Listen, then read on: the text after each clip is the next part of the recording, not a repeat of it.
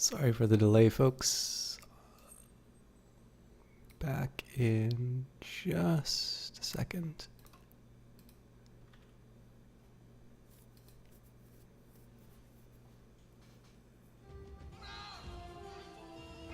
There we go. All right, for some reason, ooh, I remember the theme from, this is a nice touch on it. All right, so turns out I can't see my stats. So I don't know if any of you people are live. I'm live. Welcome.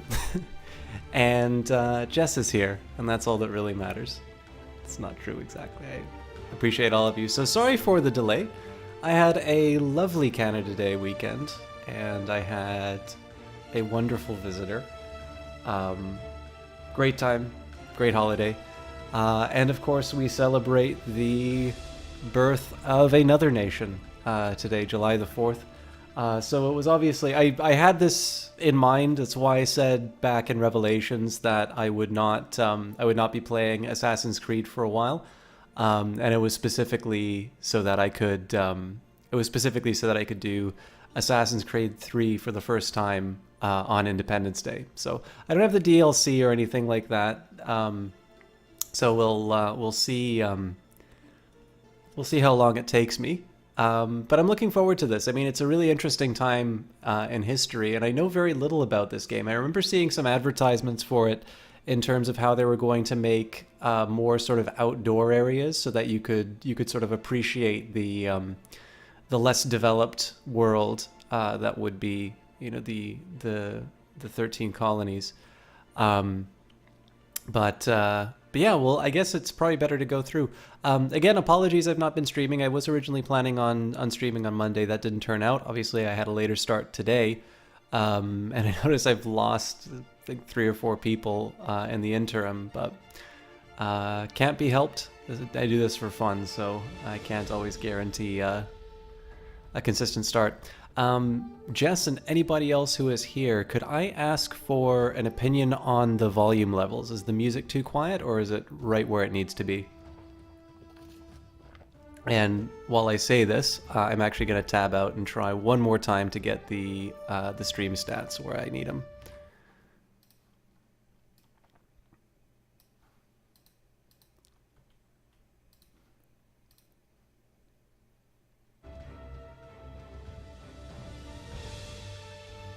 All right, excellent. I have a feeling I lost the milady.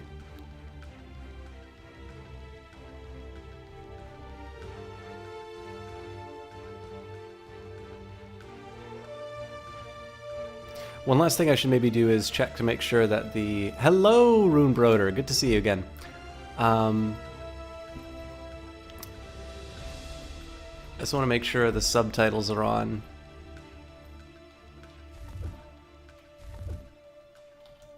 All right. Obviously set this up to make sure the stream would be working.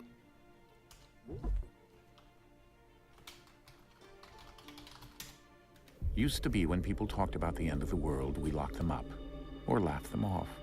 Sometimes both. But we never took them seriously. Maybe we should have. But I'm getting ahead of myself. Better to start at the beginning, with the abduction of Desmond Miles, my son. This boy had no ambition, no direction, no plans for the future. What he did have was a heritage, one he chose to deny. It nearly cost him his life. He was captured and imprisoned. Those who took him believed he could help them find something. The apple. One of several artifacts we call Pieces of Eden. Hello, Captain Bear. Bits of ancient technology scattered across the globe. Some hidden, some found, all of them dangerous. Most are held by a single group, the same group that now had Desmond. You know them as Abstergo Industries. We know them as the Templars, as the enemy. We've been fighting them for thousands of years, even longer if you believe the stories of their origins. I do. After all, I've seen the truth. That's the beauty and the horror of the Animus. A device that allows us to enter and experience the lives of our ancestors. It holds the power to change everything, to show us history the way it really happened. Up until its creation, to the victor went the spoils, went the truth. We're trying to fix that, to free minds and bodies both. But there's only so much that we can do, and the Templars have the upper hand these days. But something larger than the Assassins and Templars is approaching, bigger than all of us. And if we can't find a way to stop it, these next few weeks will probably be our last. Everyone's last. In the end, it all comes down to him. To Desmond. Through the Animus, he discovered his heritage, explored the lives of his ancestors, and uncovered their secrets. When that was done, he trained. He used another ancestor to provide decades of experience in the span of a few days. It worked. We think. We hope. Soon we'll know. That ominous date fast approaches, December 21st, 2012. None of us knows what it'll bring, only that this is where they want us to be, when it does. They've been guiding us in their own fractured, frustrating way. These voices from the first civilization, the ones who came before, a precursor race of immense power and uncertain motives. They're the ones who made the pieces of Eden. This is where they've led him, and through him, us. He stands at the entrance to this long-lost place, armed with the knowledge of Altair and the abilities of Ezio. He holds in his hands the apple of Eden, and we stand at his side, ready to support him however we can. His name is Desmond Miles, and he has brought us to the end. Sorry about that, guys. I didn't want to talk too much over the game, but I'll probably have to be quiet as well. I think you've said something similar before, Runebroder. You didn't. I try to let people know ahead of time, or in the moment, if there's a problem. So no, you're welcome here. I hope you enjoy yourself. And Captain Bear too. I'm happy to hear that you got those games. Hopefully you enjoy them as much as I do. And obviously, I'm covering Stellaris on Mondays, so if you have any questions about the game, that would be a great time to learn a little bit, and we'll be able to help you out.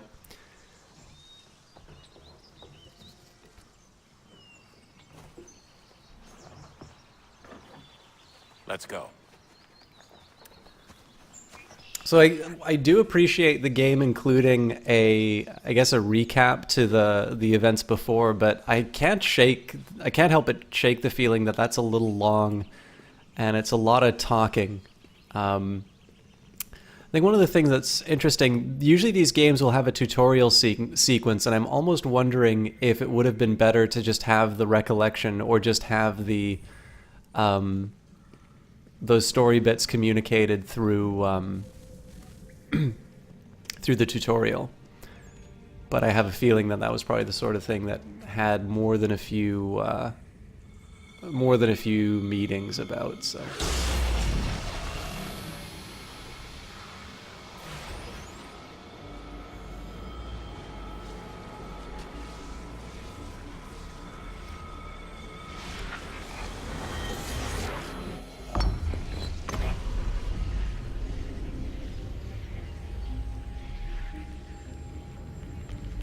In another moment, down went Alice after it, never once considering how in the world she was to get out again.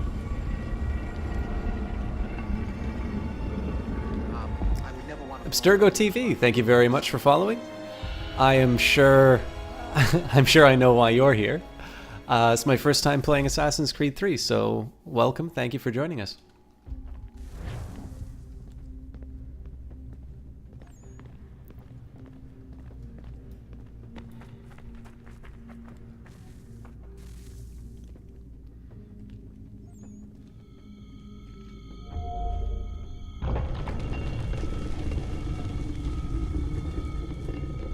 I think we're here.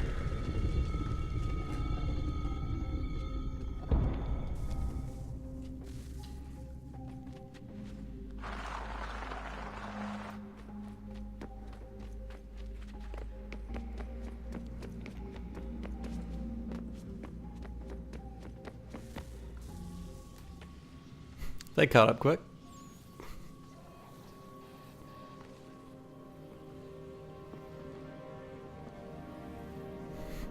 Absolutely distinguished gentlemen. Thank you so much for stopping by. I really appreciate it. It's always good to see you here.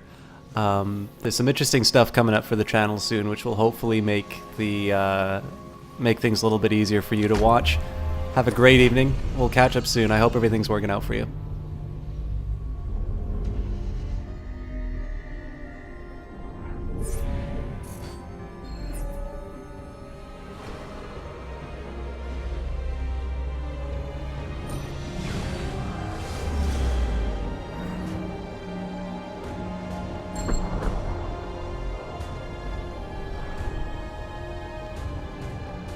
It's a very pretty game.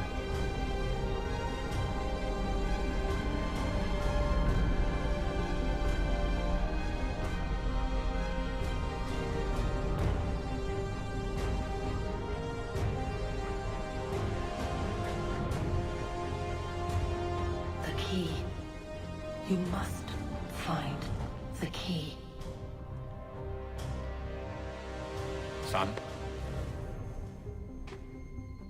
Sir.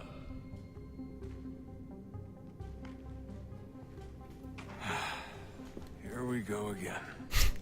I was just about to say, oh, here we go again, but it's like Desmond? the game already caught You that for me. hear us? Yeah.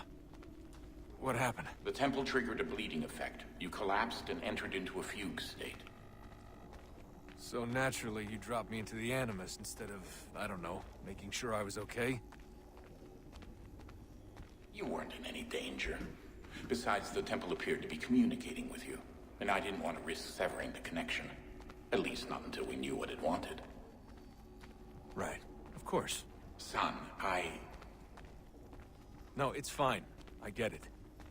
And I know what I'm looking for, by the way. It's a key. Just no idea where it is, though. Guess that's why she triggered the bleeding effect. Happy 4th of July, Ricky Guitarist. Juno, Dad. She's talking to me. Okay, Desmond. While you were, visiting Constantinople, we picked up a software update for the Animus. I'd like to run a couple of quick tests, make sure there aren't any major issues. All right. What do you need me to do? We'll start simple. Walk to the marker over there. So one comment I have about this, I'm always torn about this because Assassin's Creed has such an interesting story, and just these really compelling moments, these really compelling visuals, you know, great soundtrack and such. But one thing that has really struck me, and I think it's because I've been thinking about this a little more often.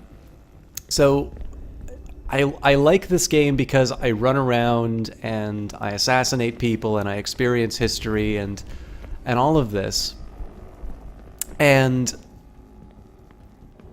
I think it's so interesting that in this opening moment, I've not been allowed to interact with anything. I've walked, you know, I've watched a big cutscene explaining sort of the story so far, and then I walk to the door and I get a video of Miles taking out the key, and I get a video of Miles approaching things. Every time I get an opportunity to interact with something, the game takes that away and plays the game for me. And it's only now that I'm actually able to start doing things. So I'm not sure I like that feature. Okay, Desmond. Let's practice climbing on these objects. And yet, this hasn't really been... Like, this has always been the case in the Assassin's Creed games. Like, so many of the story elements are communicated through these really good cinematics. And I sort of wonder if the series was ever intended to be a book or a film before it became a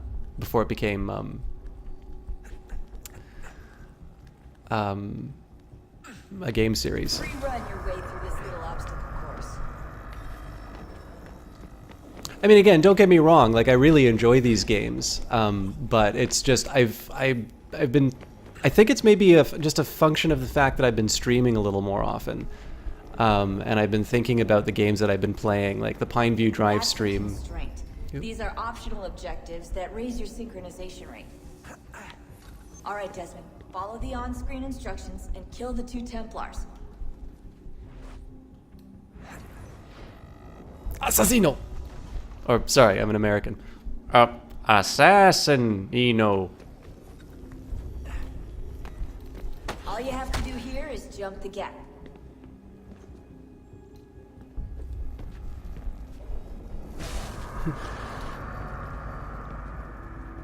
I don't think I succeeded.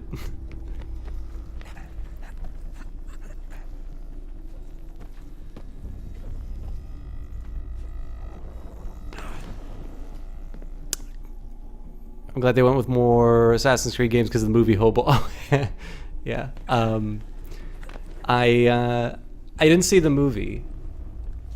But I mean, again, this is a movie now based on a video game rather than a movie that is about these ideas. Actually, you know what? Maybe you know what would have been good. I mean, this is so commonplace to say now, but this would have been a good TV series. You could have each season would be a different period of history. Time to find out what the temple wants from you.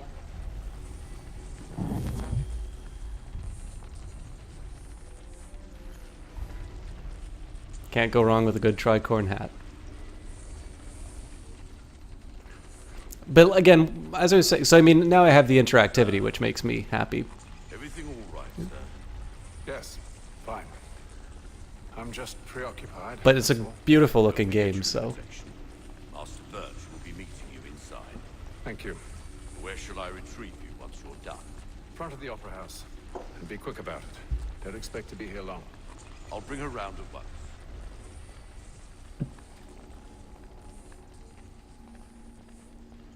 By the way, I have a little bit of American history for it. Not a lot, but I have a little American history for you once we get to the appropriate moments. Please. Shall I take your coat, sir? I'm kind of curious what was in his hat. It's very clear. Oop, new email received. It's very clear there was an object inside that hat. All right, so how do I get the email? Seekers 1, the first civilization led Desmond Miles and his allies here in order to prevent a massive solar flare that threatens... has that been I don't know if that's been communicated in the game yet. Threatens all life on the planet. Now they just need to figure out how to do it. Desmond's ancestral memories appear to hold the answers. All right. Notification center. Oh, here we go. Okay.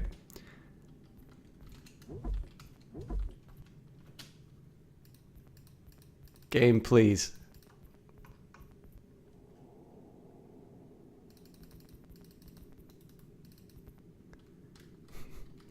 I never,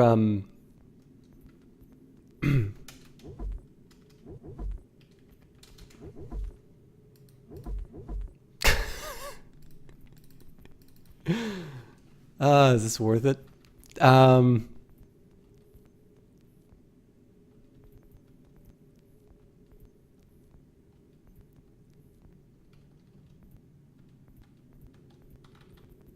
You know what? We'll get through the. Well, no, hang on. Animus database. So maybe this is just this is letting me know that there's stuff inside here. Okay, recent entries. Oh, a bunch. Okay. Altair ibn Lahad. Altair was born into the Assassin's Brotherhood in the stronghold of Masyaf. His early life wasn't a happy one. His mother died during childbirth. Then, when he was a young boy, his father was killed during the first siege of Masyaf. Only shortly thereafter, the assassin he died to save committed suicide in front of the then 11-year-old Altair. With his parents gone, Altair looked to Al-Mualim, the then mentor of the order, as a father figure. Al-Mualim recognized Altair's potential and took on his training personally. Altair reached rank of Master Assassin by age 25, an unheard of accomplishment. If there was an assassin book of records, there'd probably be a picture of this fella on the front. Altair was one of the best fighters in assassin history, and with an arrogance to match. After a disastrous mission in 1191, in which he broke the creed and very nearly let an Apple of Eden fall into Templar hands, Altair was sent back down to novice rank and forced to begin again. As part of his rehabilitation, he was responsible for taking out the major players in the Templar Order at the time, including the Grand Master Robert Sable. Tragically, in the end, he was also forced to kill Al-Mualim, who turned out to be both a Templar and corrupted by the influence of the apple. After his mentor's death, Altair took control of the order, turning it into the secret and world-spanning organization it is today.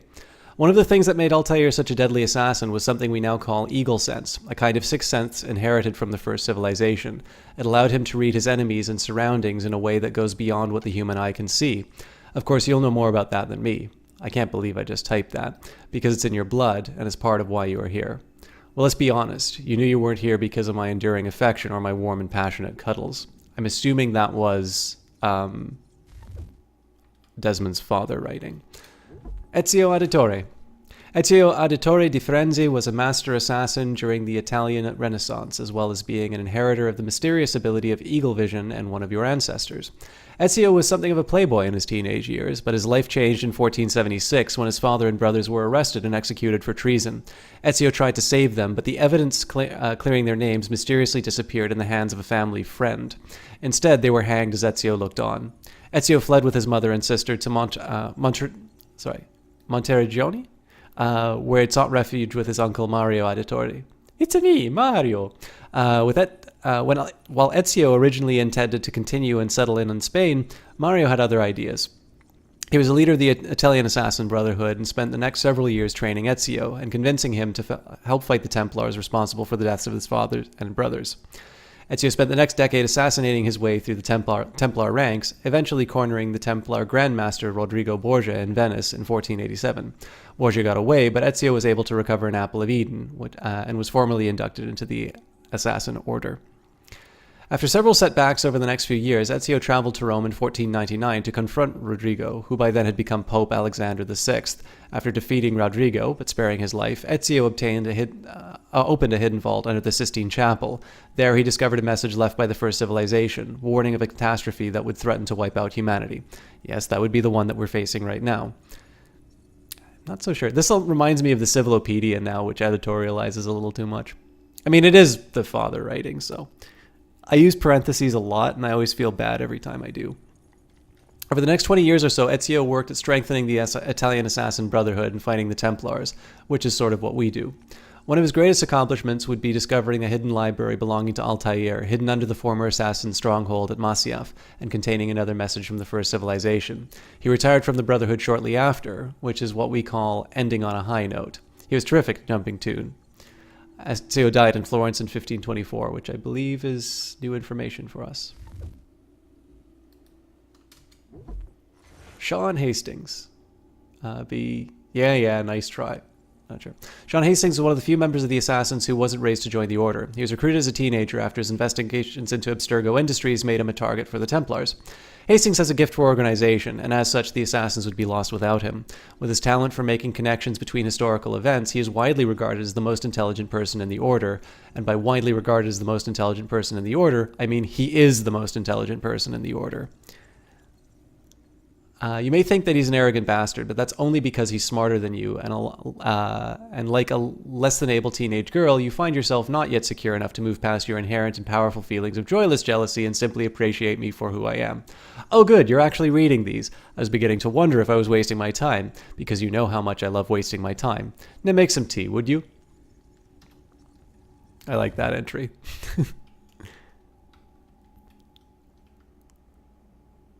Yeah, no, that's absolutely fair. That's completely fair, Jesse Quill. I had no idea it was Sean writing those. Theatre Royal. You might hear this referred to as Convent Garden, which it faces, or the Royal Opera House, which it later became. However, this is the original Theatre Royal building, opened in 1732, destroyed by a fire in 1808. It will be rebuilt and then destroyed by fire again in 1857, and then almost completely renovated in the 1990s. They've installed a smoke detector this time. The original theater lineup was varied, containing ballet, operas, and even acrobatics. Many of Handel's operas opened here, right up until his death in 1759, when he mysteriously stopped writing them. What's so mysterious about him stopping writing them on his death? But the building was mainly used for presenting plays, at least for the first 100 years of its history. The reason? It held the exclusive rights to perform spoken drama in London, awarded by King Charles II. Yes, kings could do that, though why they would is beyond me. I was going to say, too, Sean is going to be particularly prickly because this involves the loss of the colonies. All right, I'll try not to spend too much time on these, but I like the history, so, and I know you guys like hearing me talk, so.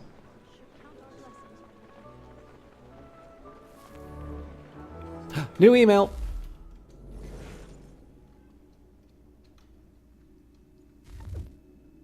Is that it? I got this one game. So you guys, wish list for historical periods you want to see in Assassin's Creed. We talked about this on what was it? Revelations? Prohibition's not bad, but the more you add guns, especially automatic weapons, I think the more you have difficulty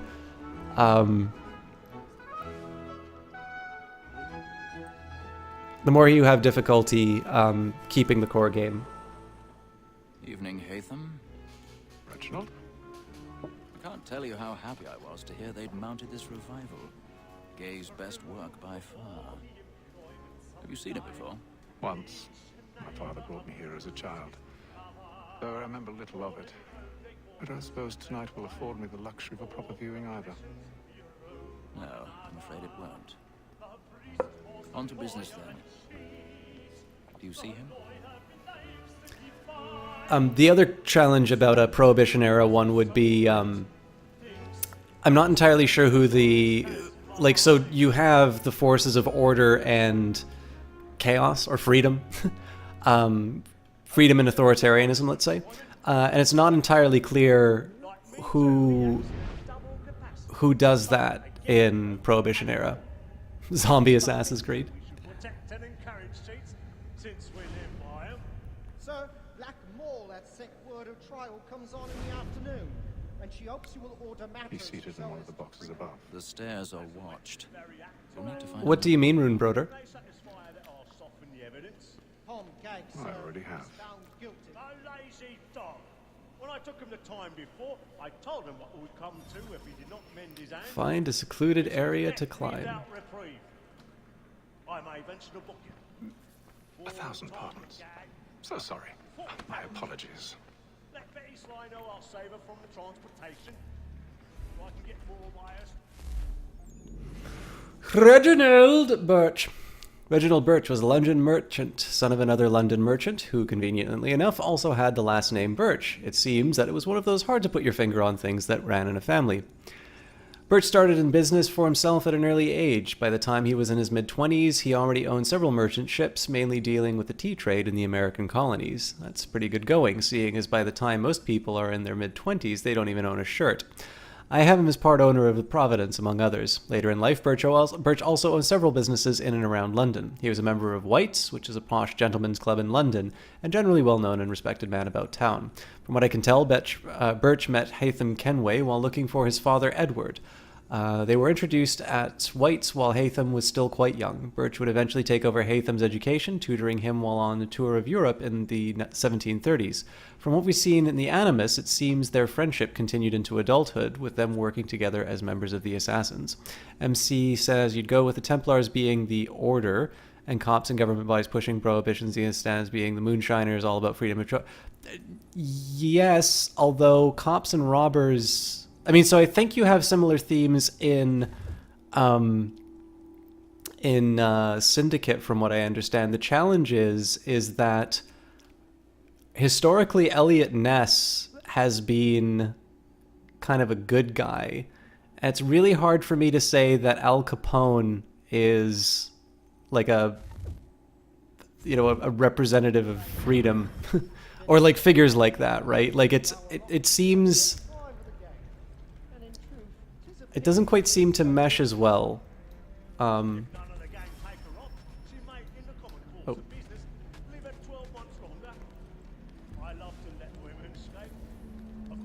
Ah, fair enough, Runebrother. Don't mind me, guys. This is a discreet place to climb, right? Oh, this brings me memories.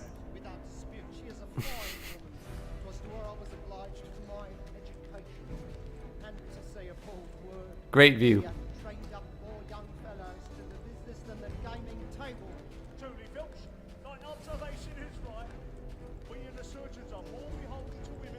Nobody is seeing this? Hey guys! Word of trial comes on in the afternoon, and she hopes you will order matters so as to bring more. That would be hilarious, Ricky Guitarist.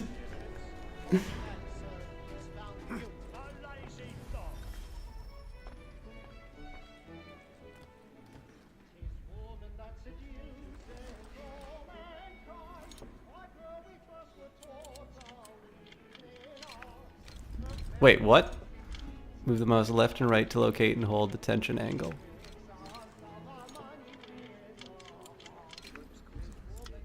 Carefully move up and down to locate and hold the... This is...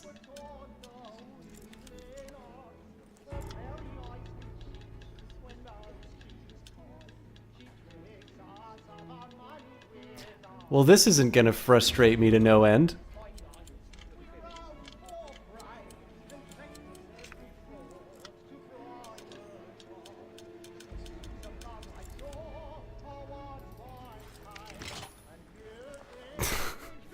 I hope this doesn't happen very often in the game.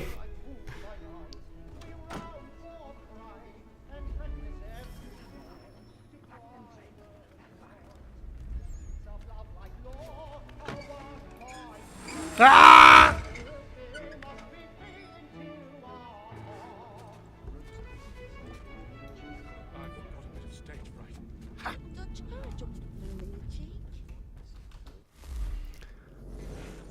The Beggar's Opera. The Beggar's Opera operated in London in 1728. It's a musical, one of the earliest ever created. It's written by John Gay, a writer and friend of both Alexander Pope and Jonathan Swift, two of the prominent literary figures of the day. The opera was both popular and controversial. Popular partly because of its excellent skewering of Italian opera, which is very popular at the time. However, instead of complicated Italian songs, the Beggar's Opera featured folk tunes that the audience could recognize, meaning you could hum along even if you didn't know Italian. It was controversial because of the subject matter. It's set in Newgate Prison, and all the main characters are criminals who act much like the upper classes. It was a send-up of the British nobility, including veiled criticism of the head of government, neither whom traditionally have a sense of humor. I've never met a queen that liked a knock-knock joke. Actually, I've never met a queen. The Beggar's Opera was accused of being a base form of entertainment, and, because its main characters were criminals, accused of causing an increase in crime. It's nice to see that criticism isn't just for movies and video games. Bloody opera, corrupting our kids.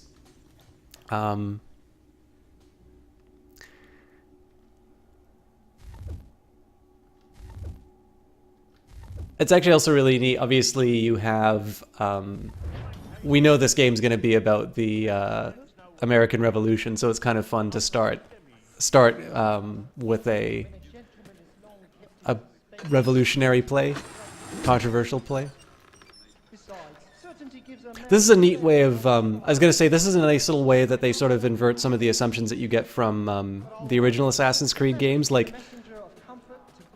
To start off in one where you sort of expect this is a very straightforward sort of walk to the target and kill them mission, I kind of like the fact that the scenery starts collapsing. It gives you a little bit of tension.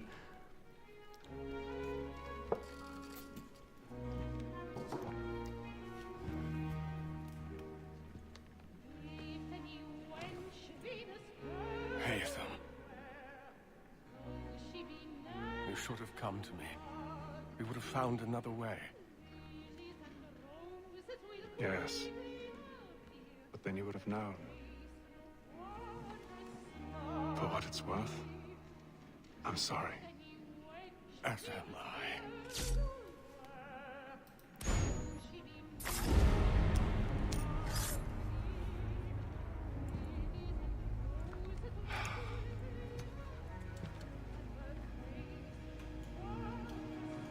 You're next. Oh, never mind.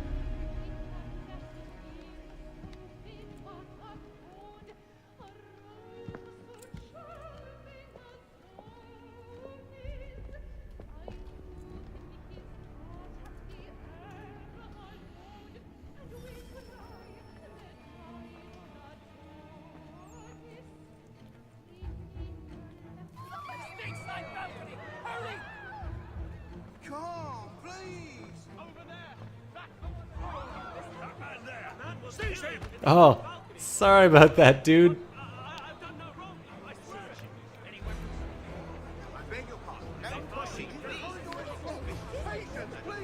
Oh, this is a cool way of doing this. So, obviously the, I don't think we've seen crowds like this before, so it's really cool to just kind of see...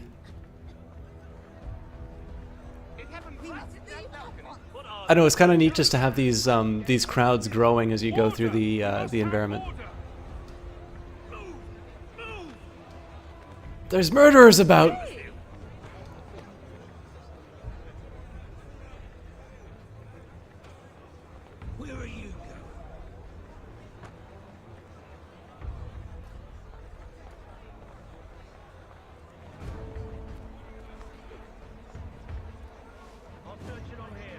Yeah, I like stuff like this. I'm sorry, I know it's like this is stuff we could take for granted now, but I just like being able to see these kinds of environments. It's a nice little reveal. Oh, nice, and the Animus is breaking up.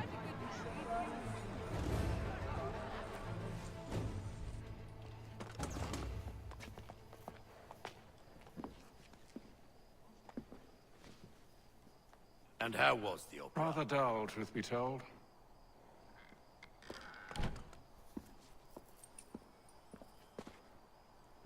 Shall we be off then? Aye. To Fleet and Bride. By your command. Yeah, so I generally like it when they introduce sort of the new tech that way, which is it's appropriate for the moment, right? The Opera House is... Gentlemen, I hold in my hand a key, and if this book is to be believed, it will open the doors of a storehouse built by those who came before. Ah, yes. Those who ruled, reigned, and vanished from the world. Do we know what it is that to be held within?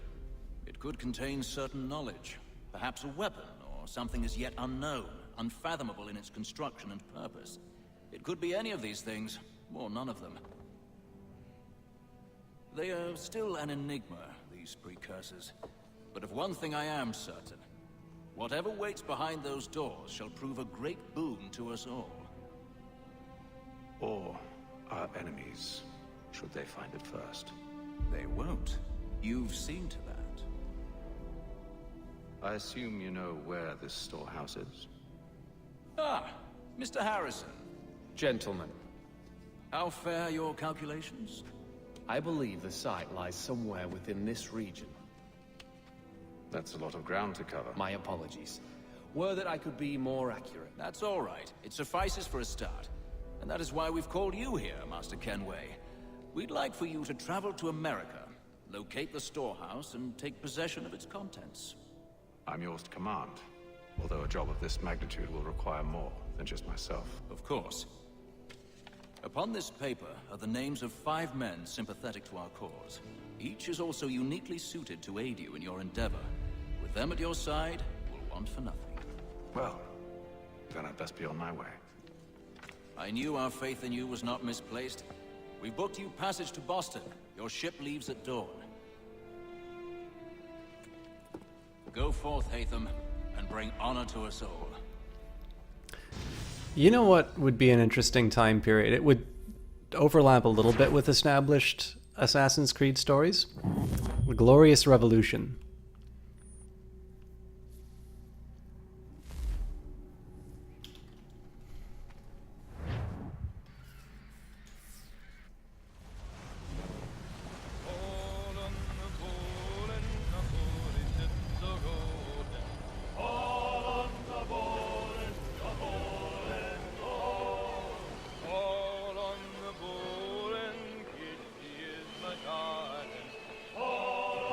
Still better than the opera.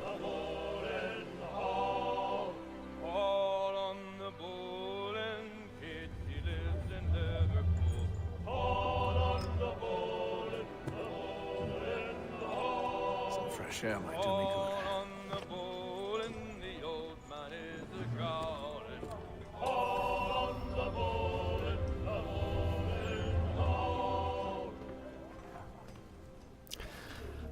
Runebroder, it was... So, after Charles II died, I think he was succeeded by James, who was considered to be a Catholic.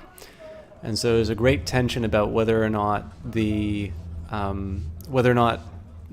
Britain would sort of become this Catholic. Oh, who put that there? God damn it! No.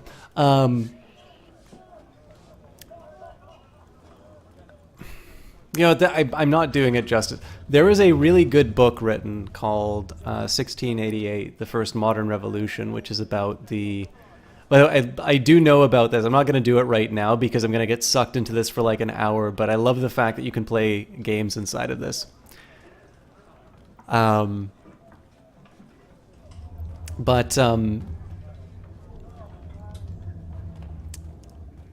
will try and do the Glorious Revolution justice when I have a few more of the facts at my command.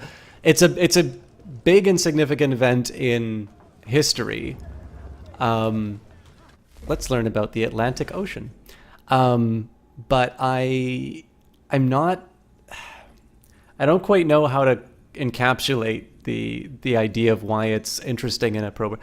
So if you do like a Wikipedia search or something like that, I would see sort of the forces of William of Orange being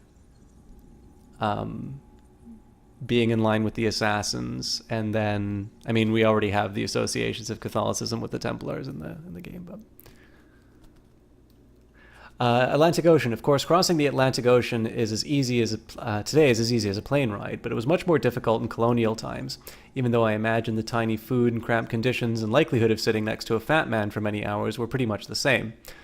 For European travelers, it was at best a 6-week voyage, but depending on delays, it could last months. Dangers included storms and their opposite, being becalmed, seasickness, food running short, and dying of boredom because you had nothing to do all day. For Africans captured into slavery, the Atlantic voyage was much worse, across the Middle Passage, usually to the Caribbean. The journey was just as long, but slaves were kept below decks and rarely allowed out into the fresh air, while with the men usually in shackles. They were given only one meal a day, less if provisions ran low. Disease was rampant and mortality rates were high. I will never complain about being inappropriately touched by airport security again, though to be fair, now we're firm friends, and Juan was very gentle. But yeah. One of the other things that I could maybe say about the Glorious Revolution is you could sort of see the Dutch Republic was sort of known for its tolerance and... Oh, hello. Looks like we missed some entries.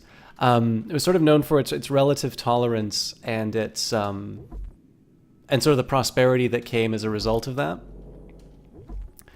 So, the Providence.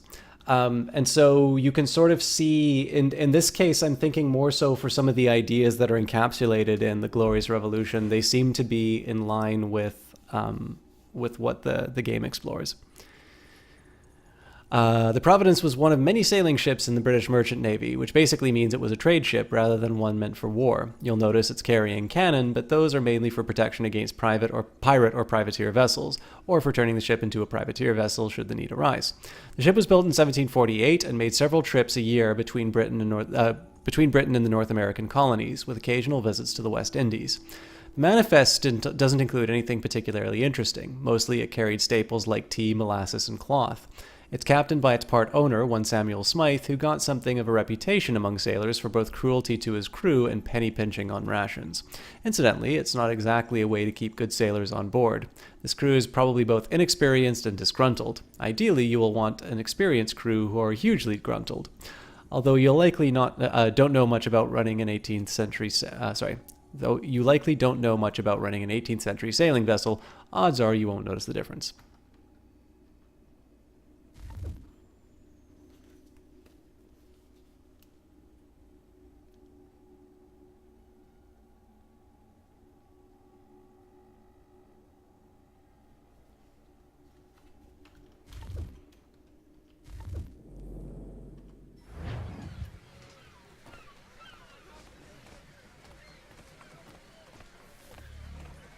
And then all will be well.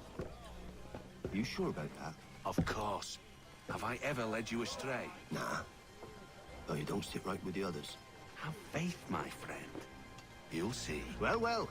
Seems our esteemed guest has deigned to grace us with his presence. You might want to head back to your quarters. Top deck's no place for tender parnells. So I thought. And yet here you are. Fancy yourself a joker, eh? Let's see how funny you find this. That's enough, Graves. Stay out of this. Combat tutorial.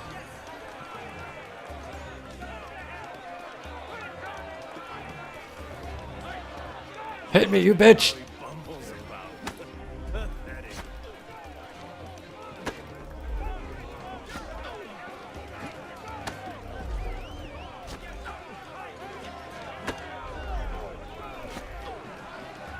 I don't seem to be doing much damage to him.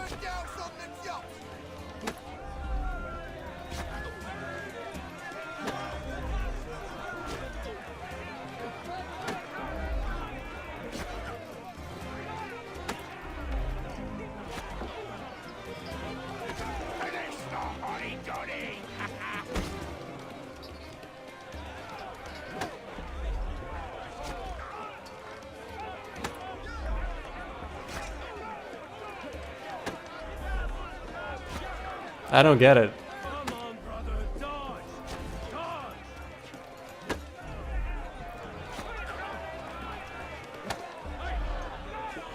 So I just need to hold it up?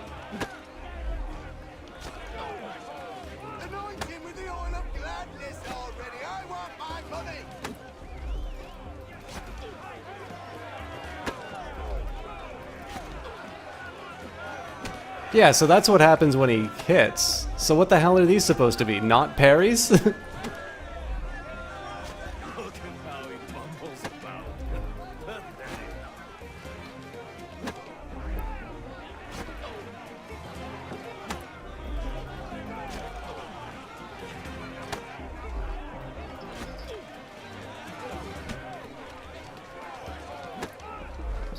Maybe it's because I'm holding down the right mouse button?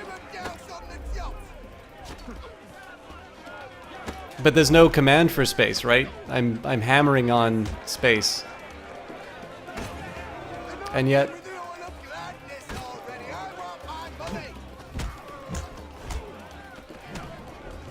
Listen to this, Hector.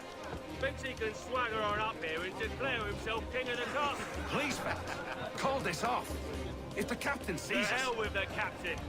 And to hell with you, Mills. Whose side do you on anyway?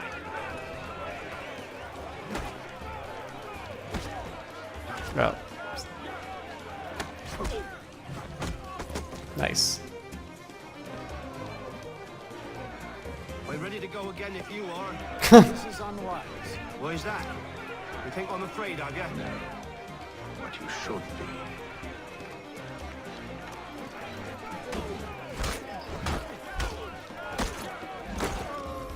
Do you yield? Never! How do you like these odds?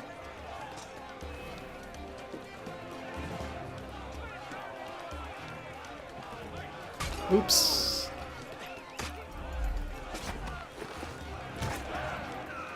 What's the meaning of this? Wait, so is it... It seems like it's a combination of, like, E and then... We were simply passing the time with a bit of sport, Captain. How about you pass the time by doing your goddamn jobs instead? I wasn't aware I was paying you to loll about. A word, please, Mr. Kenway. Oh, I nearly forgot. There's your knife back.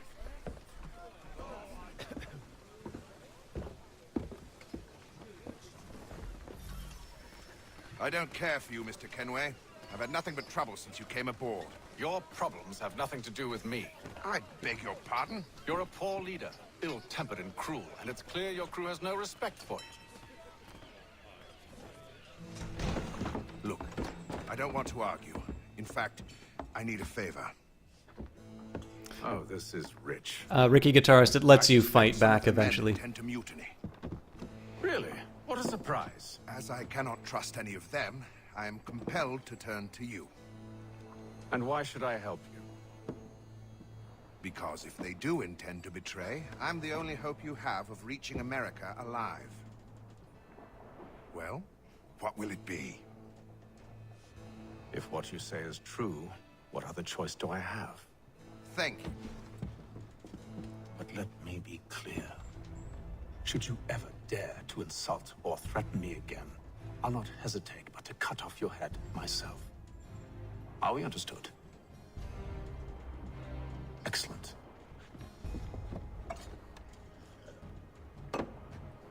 Good day.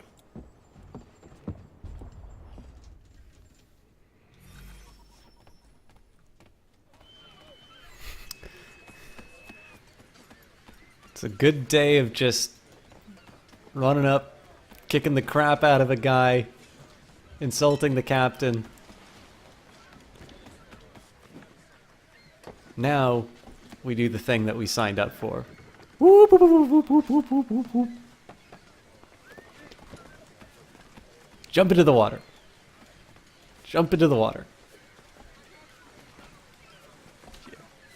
Come on, don't be scared, Mr. Kenway.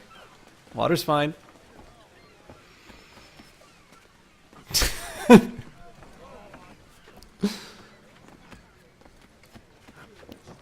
Don't mind me, folks. Just out for a stroll. I'm king of the world.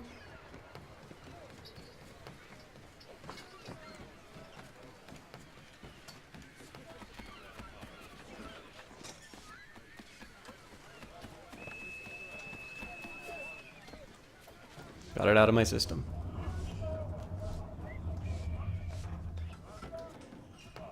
It's kind of neat that they make you run a little bit slower when you're below decks. As opposed to a kid where you basically run like full speed no matter where you are.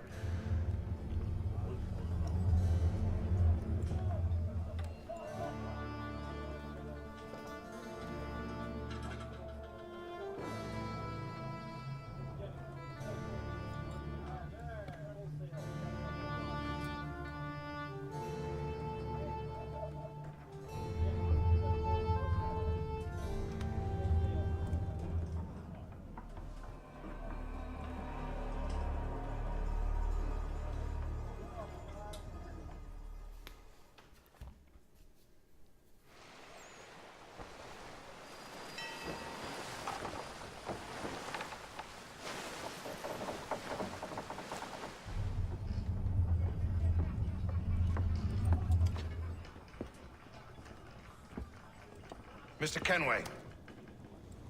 Captain? Whatever they're up to, I believe it's coming to a head. I'd best get to work. I never played the original Runebroder. I did enjoy the remake that they made. Claims we're not provisioned for such luxuries. It's not You're not even second thoughts, are you? Along this be done, Bob. It's kind of neat to hear the little bits of dialogue as you're going through the ship. I mean, this has obviously been part of the game throughout, but it's just I like the way that they create an environment through I have that. some questions for you. That's nice, but I ain't got time to gossip. Probably wouldn't have anything useful to share anyway. You want information? Try the cook or the doctor. Everyone's always chatting them up.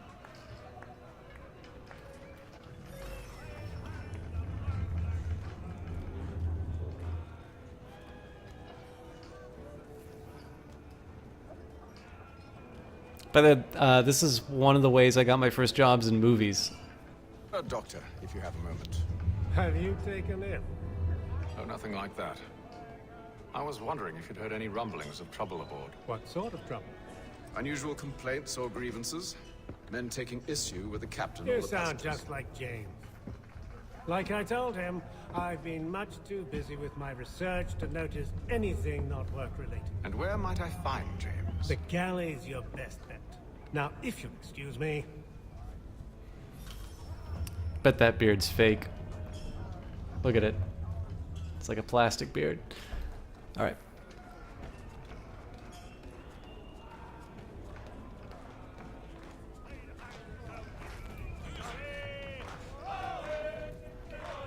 James. Aye.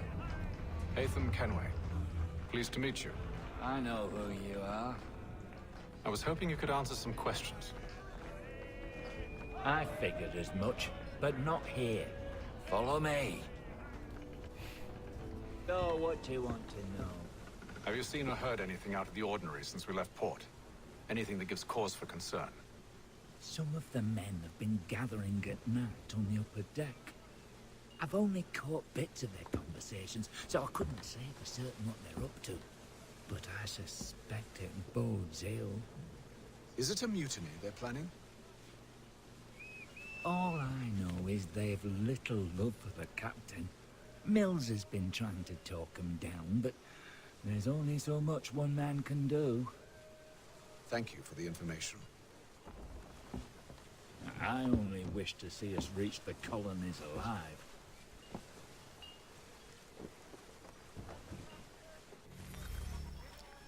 All right, more Animus.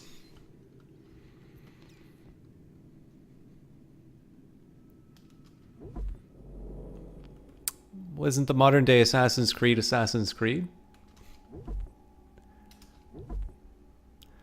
Lewis Mills is deckhand originally from where the British somewhat optimistically call sunny Brighton. He got his love of the sea from his father, who was also a sailor. He first took young Lewis to sea with him at the age of 10, sailing from London to Boston on a vessel named the Windward. As he grew older, Mills kept working as a merchant marine, traveling the world and gaining reputation as a reliable and level-headed sailor. He joined the crew of the Providence in 1752, staying with the captain and crew through a variety of hardships, though by 1755 he was thinking of moving on.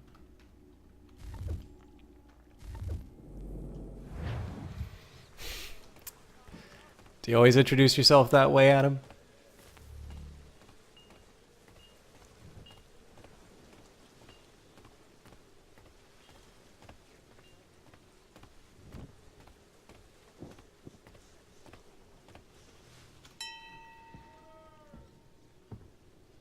Evening, sir.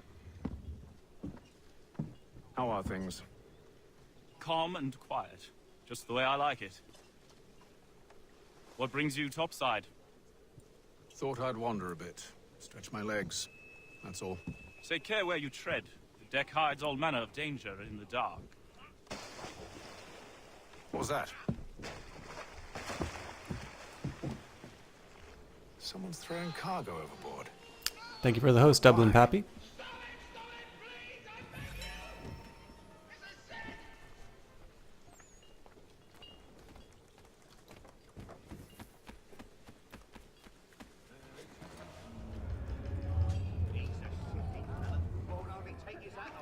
So the story reason for the Animus is to gain information that you can't So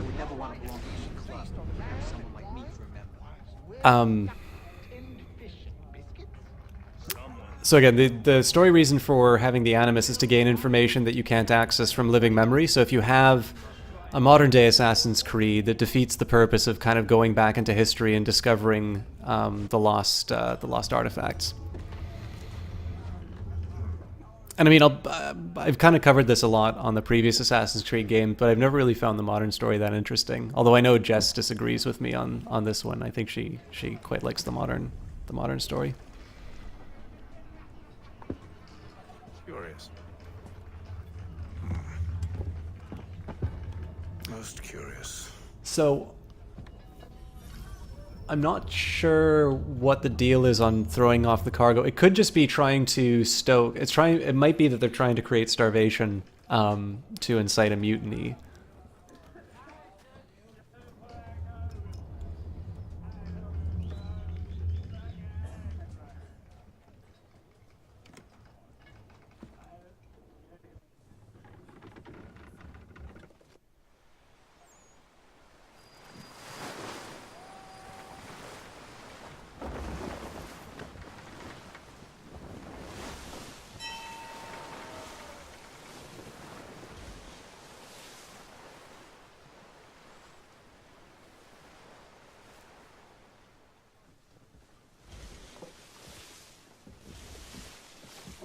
Any news?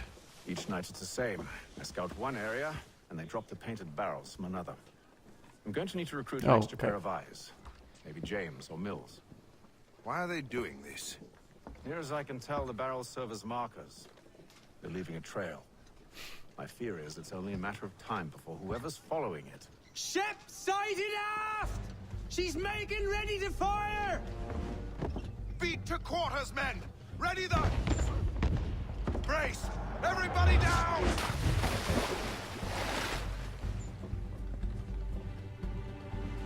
A warning shot! Seems they don't mean to sink us, but board us instead! Man the cannons! Make ready to fight! I want you below decks. Why? Let me help you secure the ship. Do you know how to rig a sail? To load a cannon? To wage war at sea? I didn't think so. Now return to your cabin, or do I need to have you escorted?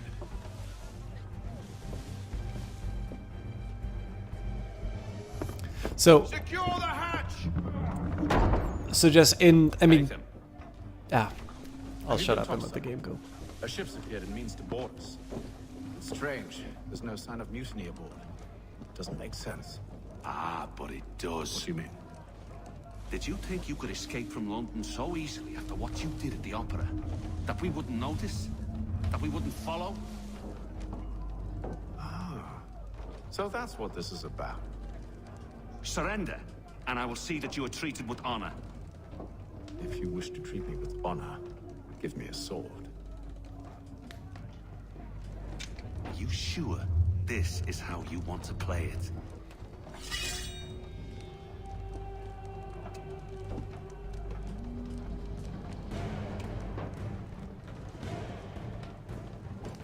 Sorry, Jess, I'll have to give you an answer after the duel on the high seas is done.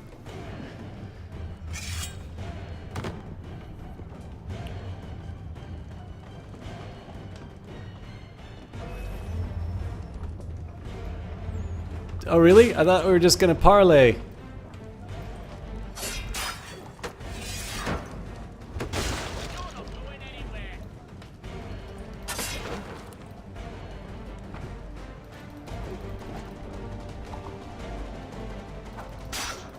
Jesus, we're teleporting all over the place.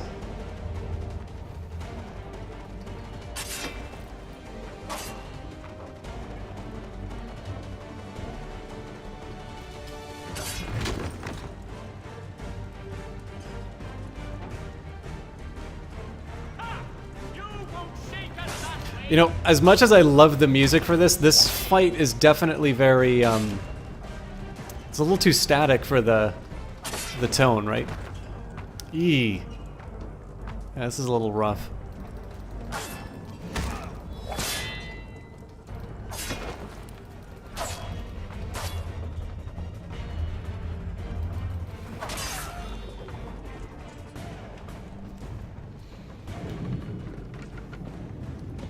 I told you to stay below decks. I did as you asked. Only Mills was there waiting for me. He's the one that drew that ship here. There was no mutiny, only him. What do they want? Me. Then they can have you. Is that so? They'll catch us anyway. There's nothing to be done. I can think of something. You wish us to sail into the storm? It's our only chance. I won't do it. Then I will. All right, all right.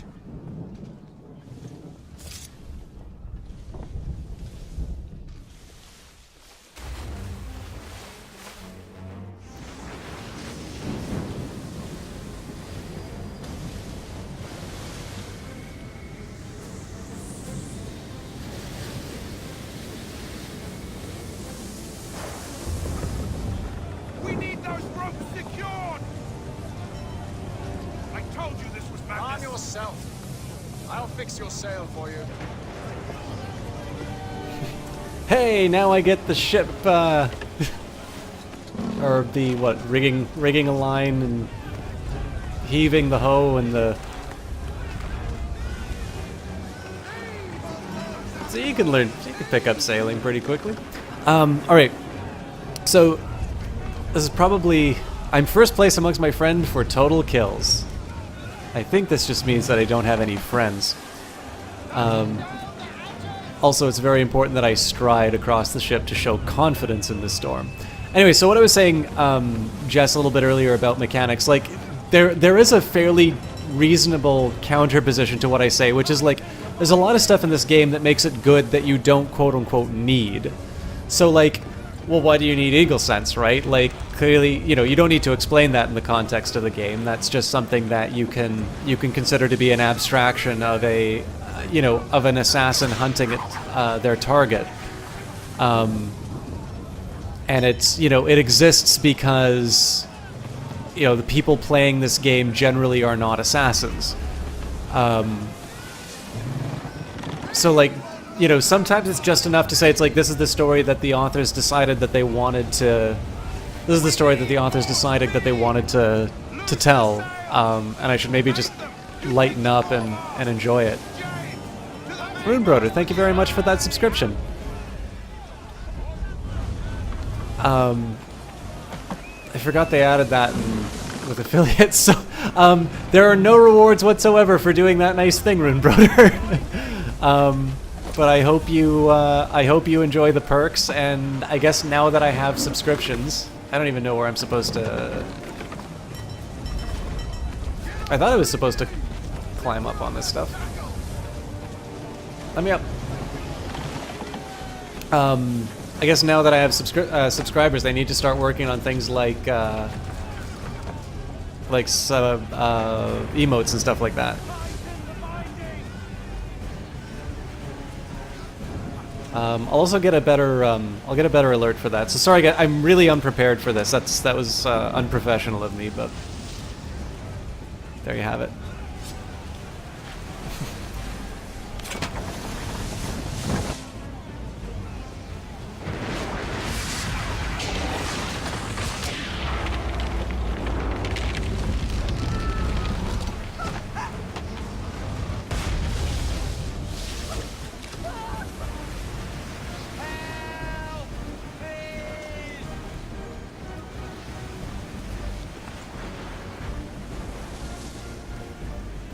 For God's sake, game, what are you doing?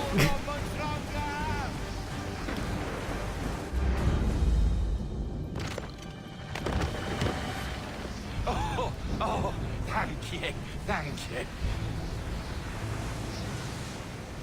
You know, I don't mean to nitpick too much on this game, but the one thing I'll say is compare that sequence to the fire ship in the previous game.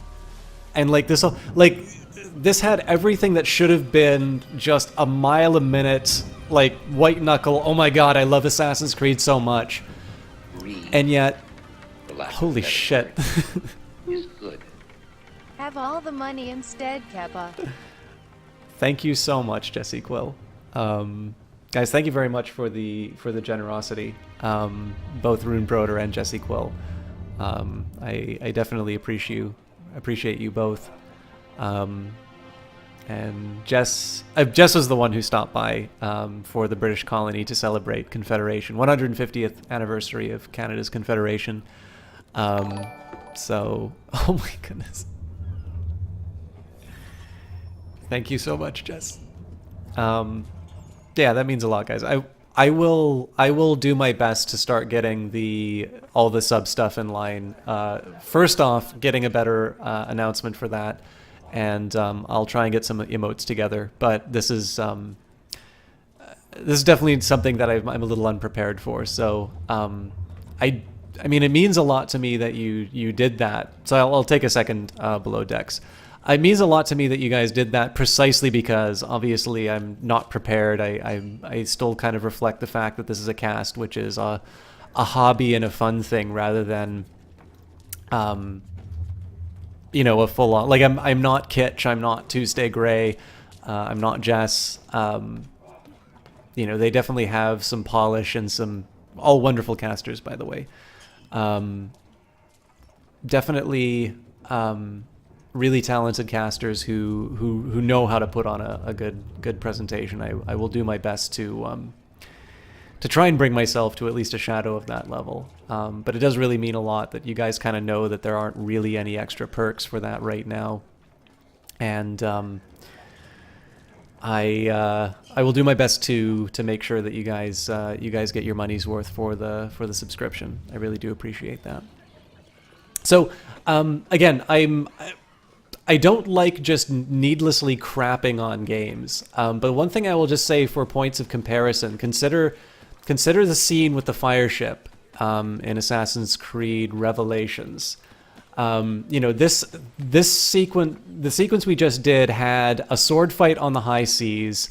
It had a ship going into a storm. It had a mast crashing down. And we know that Assassin's Creed can pull off that stuff.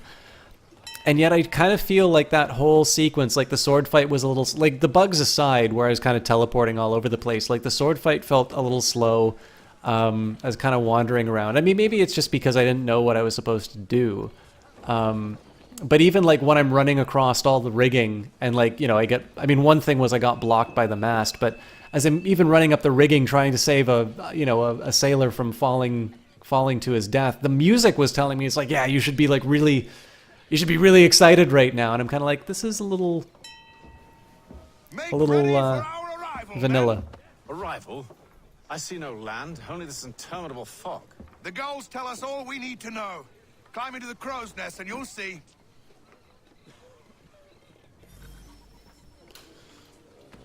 But with that in mind, I mean, again, that said, I'm trying more so to view, or I'm trying to just, I give praise where things are praiseworthy and maybe talk about areas that it could improve. I mean, visually, it's definitely the best looking of the series. And I mean, like I said, there's nothing wrong with tricorn hats and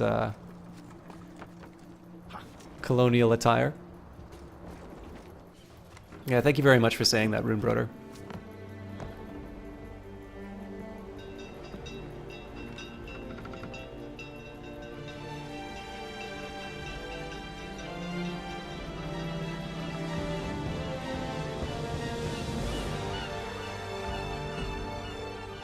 That's a nice visual.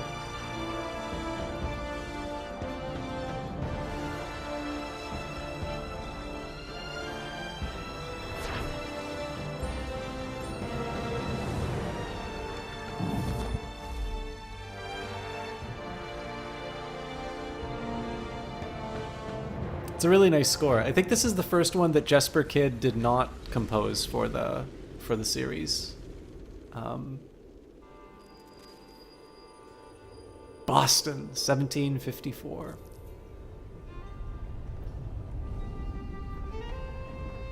Master Kenway! Master Kenway! Yes, may I help you? Charles Lee, sir. A pleasure to make your acquaintance. I've been asked to introduce you to the city, help you settle in. Oh, no need, sir. I've arranged for your bags to be delivered to the inn. Are you by any chance John and Isabella's son? One and the same. Your commission is with Edward Braddock, is it not? Aye. But he's yet to reach America, and I figured I might... Well, at least until he arrives. I thought... Yes? Out with it. Forgive me, sir. I had hoped that I might study under you.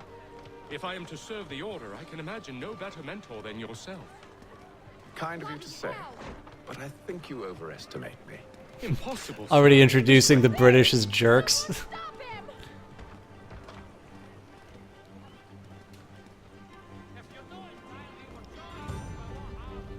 All right, let's find out who this guy is. By the way, guys, I will, for those of you who stick around until the end, I will share with you one small way in which Canada is responsible for the American Revolution. Charles Lee. Charles Lee was a British soldier who went on to be a major figure in the Revolutionary War. Lee's father was a colonel in the British Army and started his son off in a military career early. He was sent to a military academy in Switzerland during his formative years, and then in 1746, Lee became an ensign in his father's regiment. Lee was sent to the colonies in 1755 to fight the French and Indian War. He served under Edward Braddock and then later at Fort Ticonderoga, where he was injured in the fighting. Lee recovered and later fought at Fort Niagara. I'd always thought there were a lot of fort fights fought. He finished this time in colonies with the British conquest of Montreal.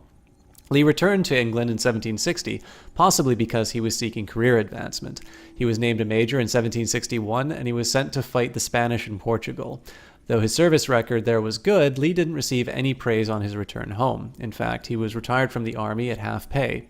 After that, Lee became a vocal critic of military higher-ups and the British Prime Minister, and found his military career had inexplicably completely stalled. What year is it in this game? I think it just said it, didn't it? Like 1751 or something? Wait, that doesn't seem right. Boston's quite a lively city. There's all manner of things to see and do. Once you've settled in, I suggest you take some time to walk the streets. Who knows what opportunities you might discover. Hold a moment. Need to fetch a few things before we get to work. I'll arrange for horses while you do that. Nope.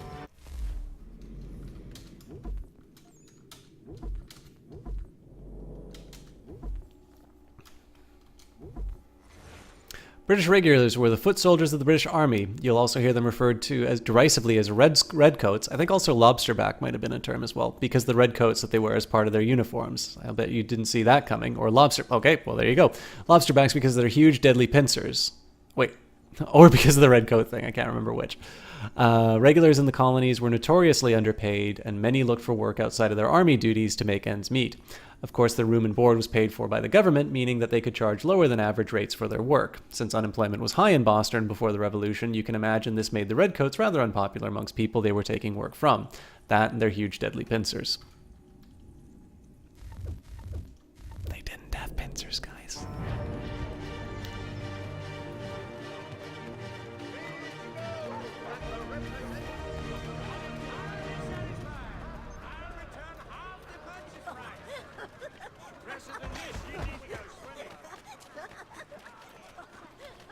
What is that laugh? Bunch of grapes. This is one thing about the meeting places of the Sons of Liberties. The attraction to this particular tavern may have been the library, which included many anti-British books, or it might have been its reputation as the finest punch house in Boston, or it might even have been its location, which is right down the street from the old State House, where the legislature met. That's where the Boston Massacre occurred, or it might have been Darts Night. While I'd love to use the fact that the Patriots met in taverns to imply all kinds of things about them, I should point out that taverns were places to do business as well as drink, and that alcohol was viewed as, more or less, a cure for all ills. You're waiting for a punchline, but that's actually true. Those are the kinds of doctor's orders I crave. Oop, apparently there's other markets. There are a number of public markets in the colonies, meaning you can get supplies easily. Of course, paying for goods is another matter as currency was incredibly complex. People paid in English, Spanish, French, and Portuguese coins, wampum, New Jersey, and New York bills, magic beans, laundromat coins, the list goes on. We've simplified everything down for you in the Animus. You're welcome. While some markets sold a variety of goods, like the Faneuil Hall in Boston, Faneuil? Anyways, others are more specialized. New York's Coenty Slip was mainly a fish market, though like most markets, it sold little of everything. If you were in the market for African slaves, Peck Slip was the place to go. Yes, slavery was legal at the time, though less common in Boston than New York, which had the largest slave population in the north. Don't be surprised to see European servants for sale either. Some were sold for a fixed number of years to pay back their passage to the New World, a much better deal than the slaves were offered. Hey, Johnny Big Time, how are you doing, my friend? Guys, I have a story to tell you about Johnny Big Time, but that will come later. I'm really happy to hear you, to see you here, Johnny. I was hoping that you'd be able to stop by for Assassin's Creed. Let me know before you're going, because I've teased to chat that I'm going to explain how Canada is indirectly responsible for the, or maybe slightly. Well, no, I'll say indirectly responsible. This accursed city will be the death. Ben Franklin? You seem troubled, friend. That's because I am. Greatly so, in fact. What's happened? I was robbed. The old Balkan file. Though I've managed to restore what's mine, I fear it's ruined. You mean the book? This is no ordinary book. It's an almanac. The first I ever... Poor Richards? Benjamin Franklin. Yeah, it's totally Ben Franklin. Hatham Kenway. You must be new to Boston. Why do you say that? You're still possessed of virtue. To stop and help an old lout like myself. I don't mean to impose, but you seem a spry fellow. Should you happen to find my missing pages, I'll reward you. Look, I'm not sure if I've... It's all right, all right. If you have the time, hurrah! If not, No harm done. The thing is useless in its current state anyway. But should you somehow manage to restore it, you'll find me inside that general store over there. So if you Oh, that was interesting. So if you guys like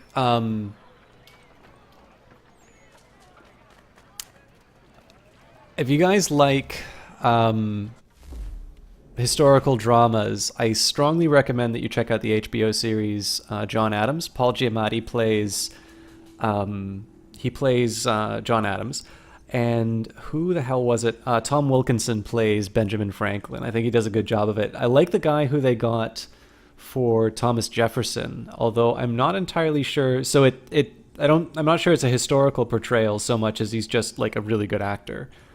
Who else is in it? Oh yeah, the actor for Hamilton's also really good. But yeah, anyways, guys, so let me, I'm going to read about Ben Franklin. I'm going to tell you guys a little bit about Johnny and Jesse. And like I said, if either one of you can let me know, before you leave the stream, let me get the history out of the way. Cause it is Independence Day, at least for another half hour here.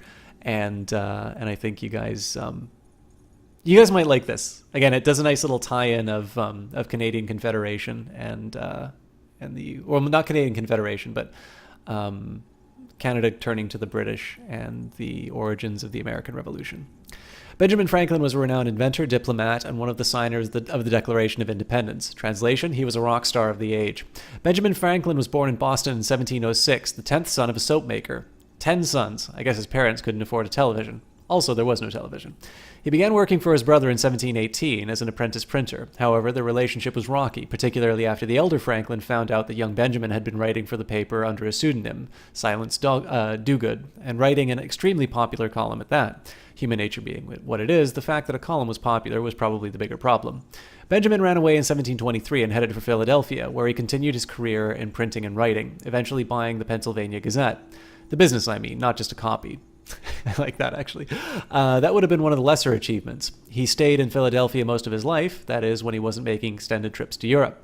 Franklin had a talent for persuasion, and that made him an ideal diplomat. In 1757, he went to London to represent Pennsylvania in an ongoing legal battle with the Penn family. It was the first of several extended political trips to Britain, and he would act as a state representative for Massachusetts, Georgia, and New Jersey as well. In fact, Franklin was in Europe for most of the Revolution, though he was in the colonies to help with the writing of the Declaration of Independence. Franklin was a vocal opponent of British impositions on the colonies, like the Stamp Act, and although he first fought for the rights of colonists as British citizens, he eventually became convinced, like many of the Founding Fathers, that independence was the only real solution. Unfortunately, Franklin's change of heart made him clash with his son William, who served as the royal governor of New Jersey. William remained an active loyalist. The father and son never spoke again. When he wasn't founding a new nation, and destroying his family in the process, Franklin was a scientist, inventing things like bifocals and more efficient wood stoves when he wasn't mapping the Gulf Stream and discovering how electricity worked. What have you done today? Made yourself a microwave meal and sat about in your underwear? Oh, well done you. He was also quite the lady killer. Jesus, this guy, carrying several, quote, friendships with women while he was in Europe. The records don't say exactly what they saw in him, certainly not his looks. Maybe women like a man who's intelligent. This is true, chat. If that were true, I wouldn't be here. I'd be in Portugal, surrounded by them, and you'd be looking at a blank screen.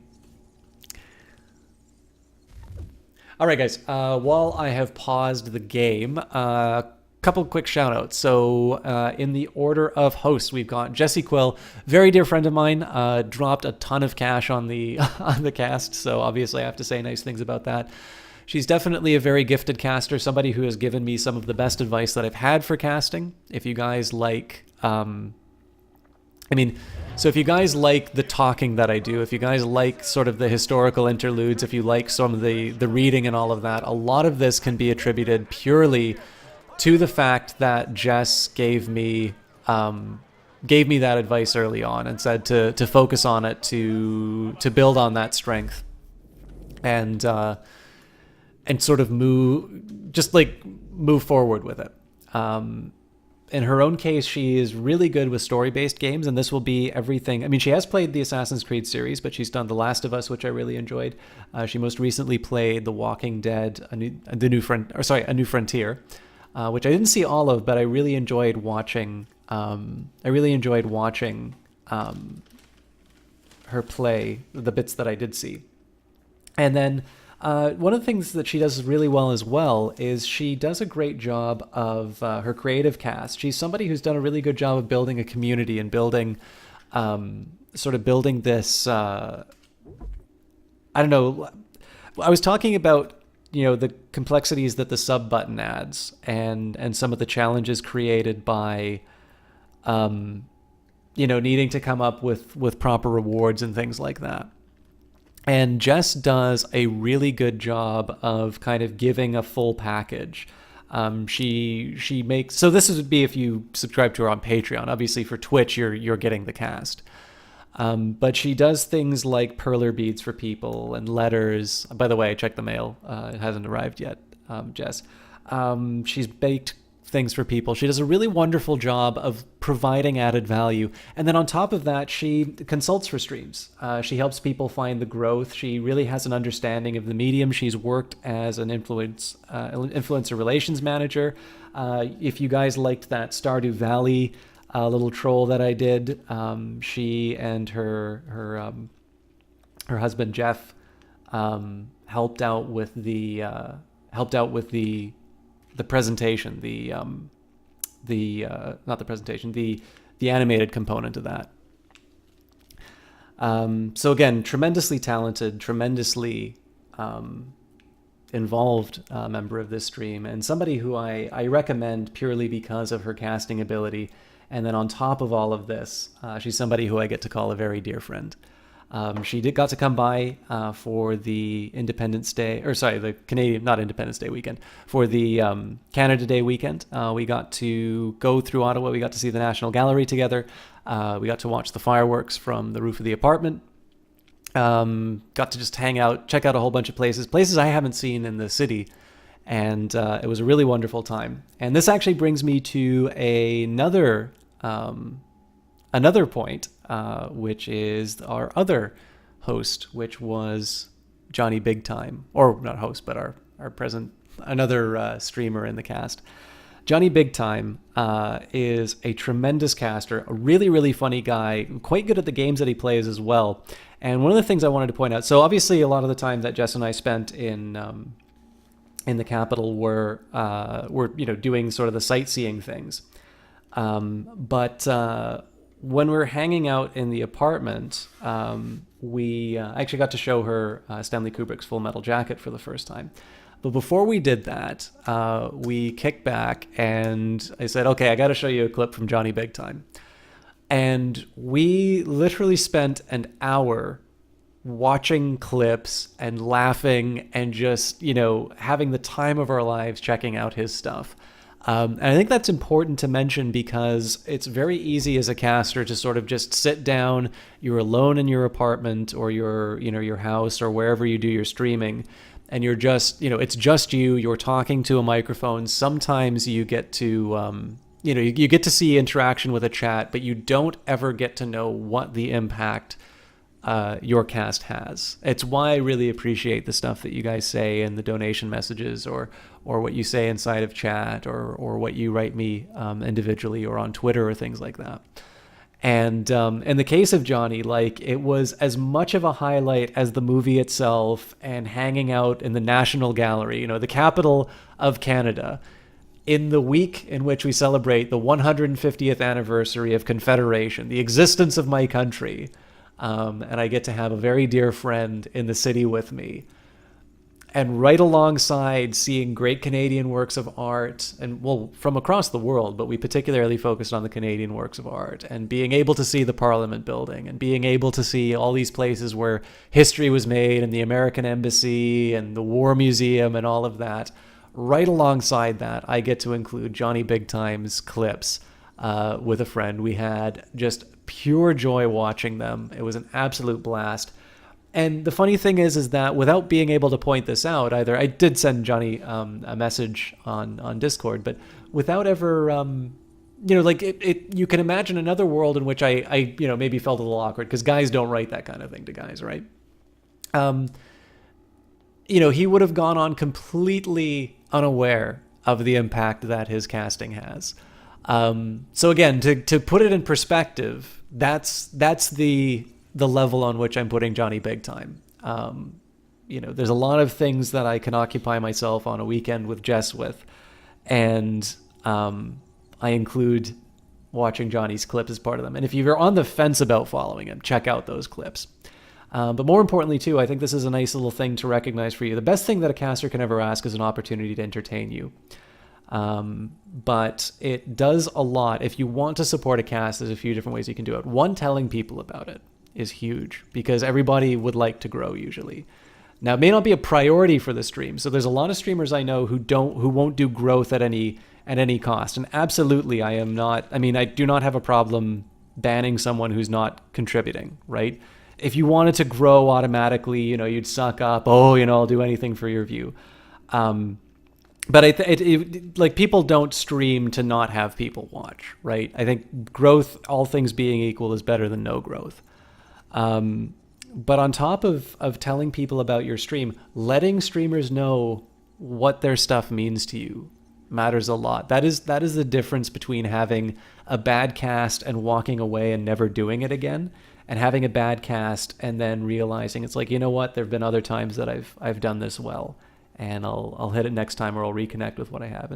And Johnny does it. I mean, Johnny reminds me why games are fun. Johnny reminds me why Twitch is entertaining to watch, because there's a lot of things that I don't like about this platform, the way people treat it and the way people treat gaming. But all of that goes away. And I mean, he's shared so many casts which have become things that I've just enjoyed and are among my favorites now. So, I mean, Johnny is a really funny guy. He's a really nice guy. And he's somebody who, just give him enough time, he's going to be one of those people who, finds his corner in Twitch and is able to just entertain far more people than see him right now. And I would encourage you guys to take part in that.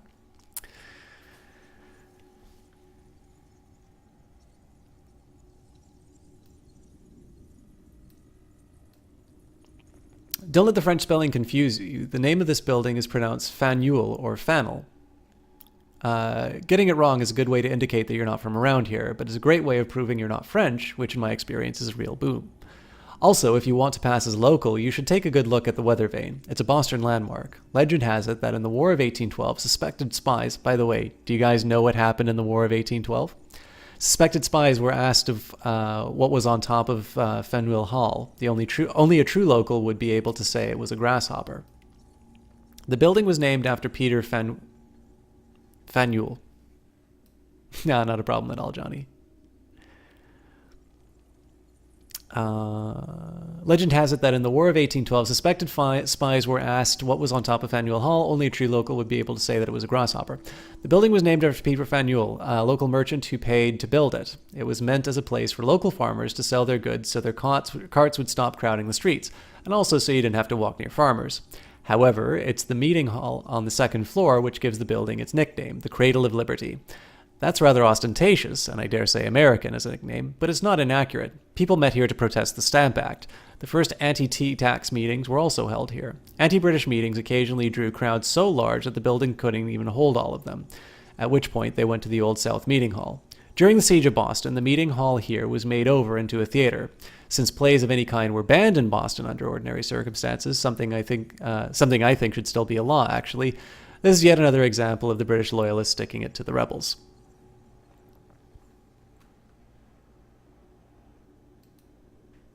You know because you don't let me forget. Jeff says he knows what happened, but doesn't know when it was, though. There definitely was a war.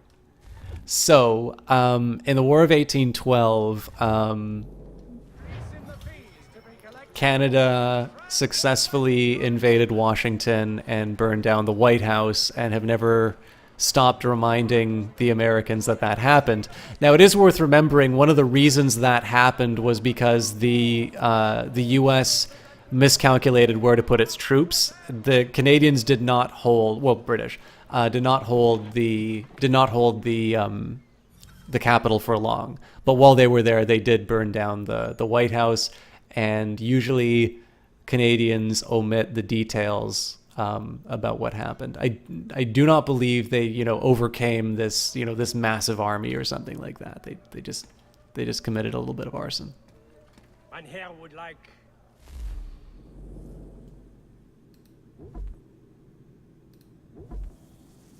Normal sword. This blade is useful to settle matters quickly and effectively when close combat occurs. Its noiseless approach makes it reliable under any weather conditions.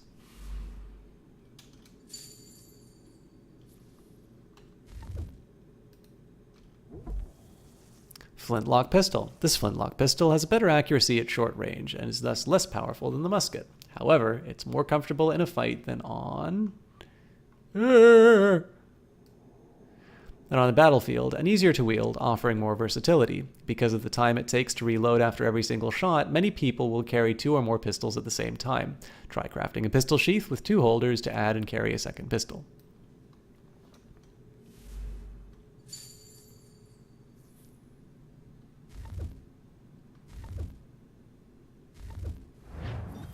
The Witch Hunter in... Oh, so if you guys are looking for some recommendations in the closing days of the Steam sale, so if you guys are looking for... I would be interested in co-oping this with more people, but you have to have a party of 4. Nestordice, thank you very much for following. Obviously, I had a long interlude to talk about some great casters. If you didn't hear that, by the way, Jesse Quill and Johnny Big Time, definitely people who are worthy of your attention. Sorry, I had less gameplay, but anyways, so if you guys can find 4 people to play with, Vermintide is a lot of fun. The proprietors are eccentric, but the rooms are spacious and they Have you been told why it is I've come to Boston? No, Master Birch said I should know only as much as you saw fit to share. He sent me a list of names and bade me ensure you could find them. And have you had any luck with that? Aye. William Johnson waits for us at the Green Dragon. How well do you know him? Not well, but he saw the order's mark and did not hesitate to come. Prove yourself loyal to our cause, and you may yet know our plans as well. I should like nothing more, sir.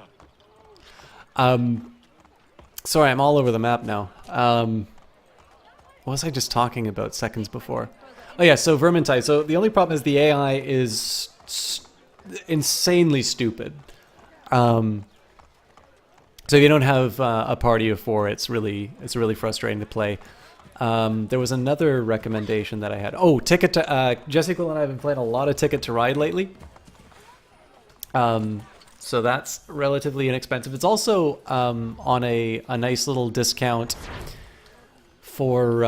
it's on a nice little discount for iOS and Android right now. I feel like I'm missing an important one.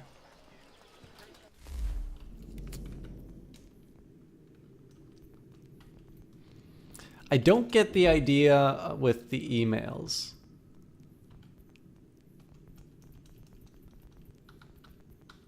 I'm assuming it's all just in the database, but anyways. Green Dragon Tavern. This tavern is sometimes called the headquarters of the revolution, though I imagine when it is, they pronounce it headquarters of the revolution. Because overthrowing the government is, in a pub is thirsty work. Oh, they were doing a stupid American accent. That was a drunkard. It was a popular place of people for people like Paul Revere and Samuel Adams to sit with their friends and plot. Up until 1754, the tavern was owned by William Douglas. When he died, his property was left to his daughter, Catherine Kerr, and his nephew, Cornelius Douglas. They divided their inheritance equally, and it seems got along famously. The Freemasons bought the tavern in 1766 and renamed it the Freemasons' Arms, which didn't actually stick because the sign above the door was still a green dragon. Freemasons, the secret society everyone knows about. Let's get a pub where we can meet in complete secret, no one will ever know. Brilliant! What shall we call it? How about the Freemasons' Arms? Legend has it that Paul Revere's ride was planned here, but that's unlikely. By 1774, Revere had been warned that the British were listening in on meetings and therefore stopped making super-secret plans in public where anyone could hear them. Someone tell the Masons, you know where to find them. Maybe I should do this the other way around for Steam recommendations. I think I've pretty much got what I wanted out of the sale. I'm trying to go to GOG more often. But I am curious, guys, do you have anything that I should pick up on sale? Anything you think is a particularly good deal, or you'd like to maybe see me play? You lying, cheating, no good son of a bitch. Perhaps we've come at a bad time. Oh, don't be foolish, dearies. Please, sit. Fancy something to eat? A drink, perhaps? Or is it a bed you require? We've already let rooms here. Oh, yes. Of course. Masters Lee and Kenway, was it? I'll have your bags brought up.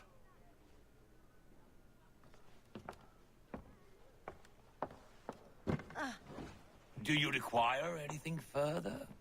Only privacy.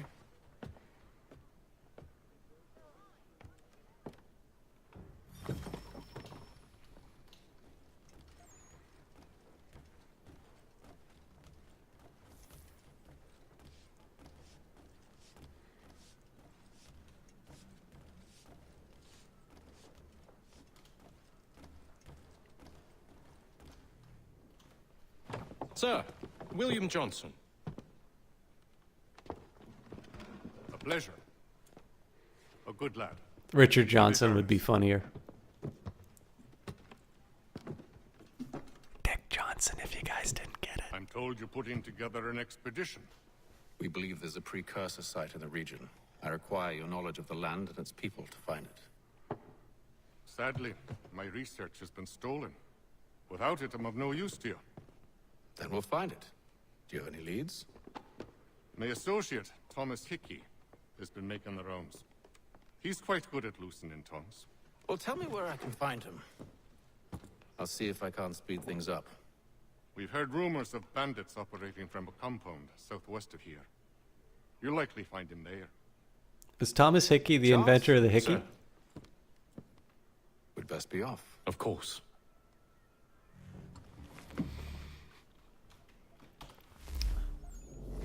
William Johnson. William Johnson was a land speculator and Britain's principal treaty negotiator with the indigenous peoples in the northern part of the colonies, particularly the Iroquois.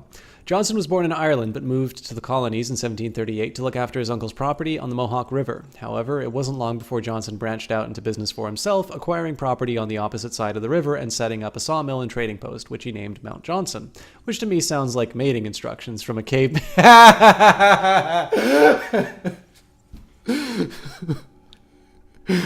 Mount Johnson.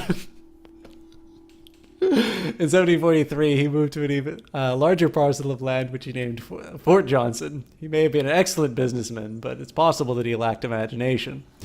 Johnson befriended the indigenous people in the area, particularly the Kamenkika, whose language he learned. His respect for their customs helped him to rise to prominence as a liaison between the Iroquois people and the British government. Johnson was named Superintendent of Indian Affairs in 1756.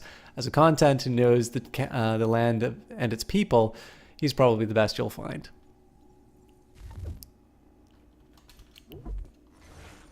Thomas Hickey was an Irish-born member of the British Army. He arrived in Boston in 1752, but it wasn't long before he was assigned to William Johnson's personal guard, apparently at Johnson's request, possibly because their families were connected in Ireland, or maybe he found the name Hickey funny. The record isn't clear.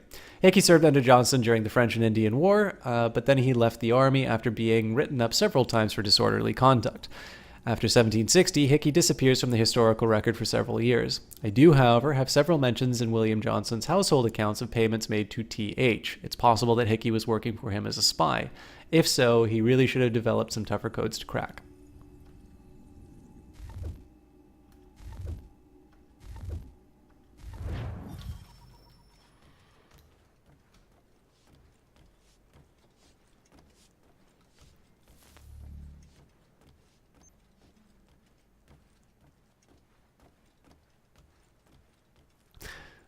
So I suppose my commitment to you is if I ever become a cam caster, at some point I'm going to have to cast in a tricorn hat.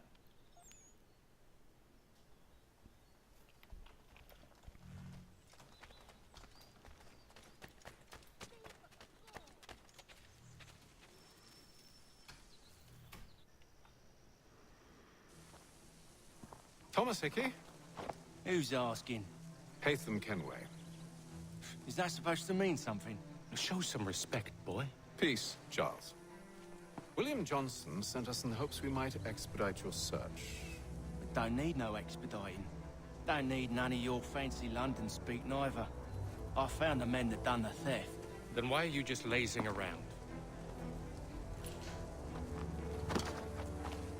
Figuring out how to deal with those varlets.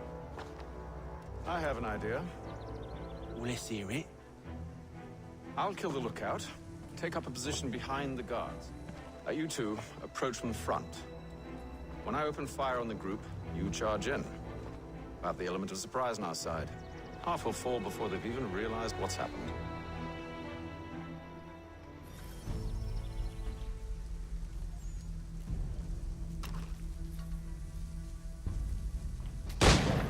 Get into position. But wait for me to take the first shot.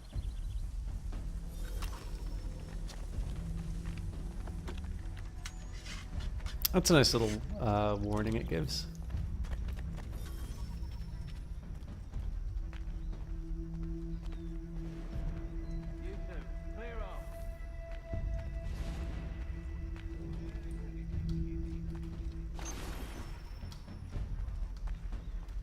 Go on now, or you make us mad.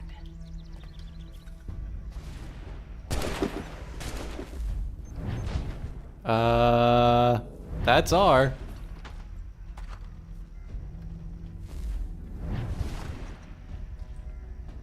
Yeah, why do I get the feeling that R is not reload?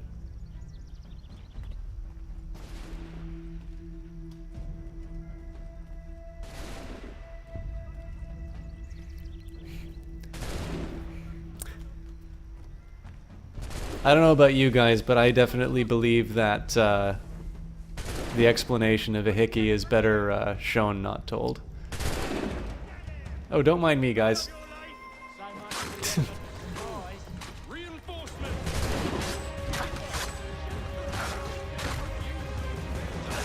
Oof.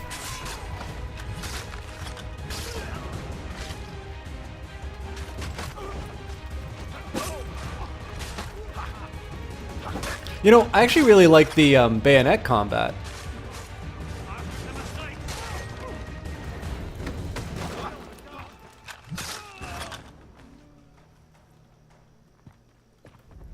Fall back! Fall back! We'll be safe inside! What now? We can blow the door with those. Go on, shoot them. Hello, Daddy Wampus. Quite well. I'm Canadian, so doesn't mean quite the same thing for me. Okay, I was already doing that.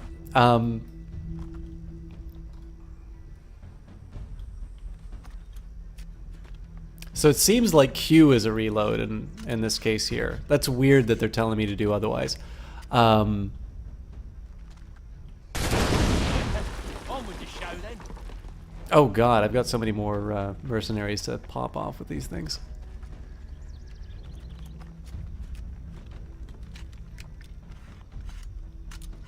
But yeah, I mean, I'm having a good time with Assassin's. So this was one of the reasons why I said that I wasn't going to be streaming Assassin's Creed. Wasn't so safe inside after all. This is one of the reasons why I said I wouldn't be streaming Assassin's Creed for a while. Incidentally, for those of you who know a bit of history, you know that I've set myself up for 10 days of difficulty if I want it to coincide with history. Or with holidays. I only wish to return this chest to its rightful owner. Nothing rightful about Mr. Johnson. I won't ask again.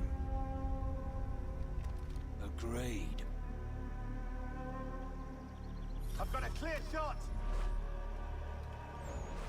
Why can't I...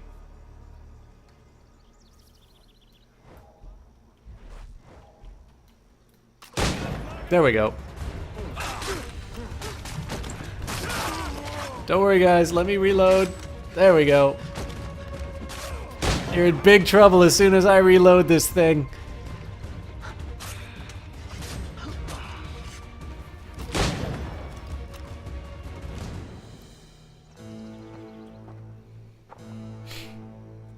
Your kind has no need for books and maps. Who put you up to this? Never seen a person. It's always been dead drops and letters. But they always pay, so we do the jobs.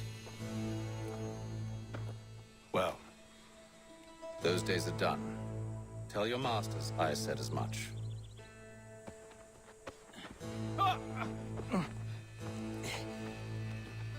Who should I say you are? You don't? They'll know. Atham, this one's got some shot on him. You might want to be grabbing it on account of your pistol being parched. A shame so many had to die. Aye. Terrible tragedy, that. Back to the Green Dragon, then. I need a drink. You know, Danny Wampus, as much as I like that series, or at least the idea of the series, I personally have never. Crap. Don't let go of the chest, Charles. We'll take care of this rabble. I never really watched it that much.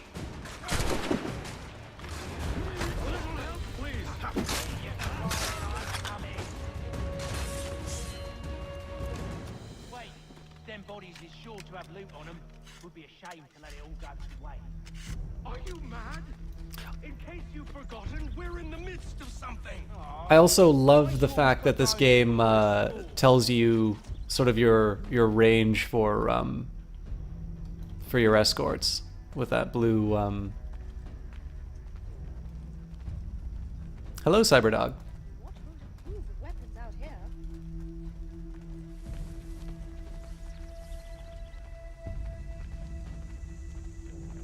Oh yeah, sorry, I remember what I was talking about with Vermintide. So the Witch Hunter in Vermintide,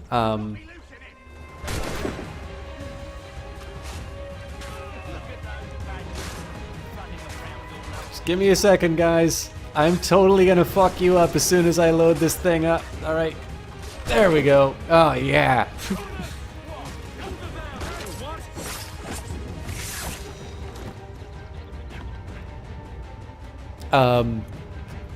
Hey, Booty Snagglers. No, I definitely remember you.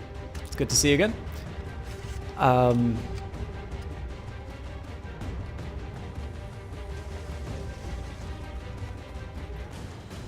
there you are. Oops.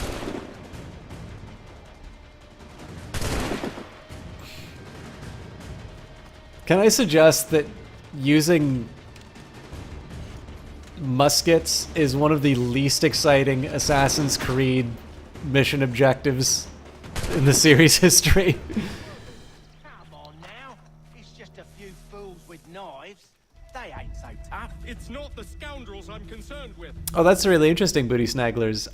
We might be playing that ourselves before too long. So what I was meaning to say about the about flintlock pistols is in Vermintide, the Witch Hunter basically carries as many pistols as possible, and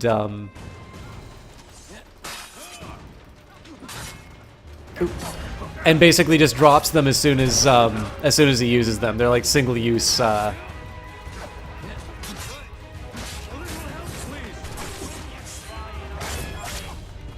Okay, so you can chain attacks like in the other Assassin's Creed games.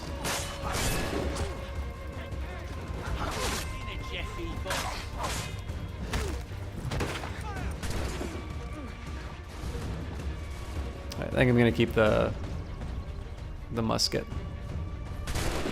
Oh, for God's sake. Man, I'm really bad at finding these guys on the rooftops. Ah!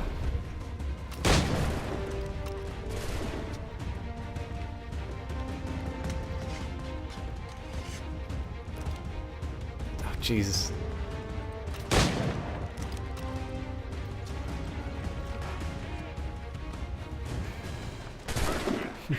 In case you were curious what my preferences were.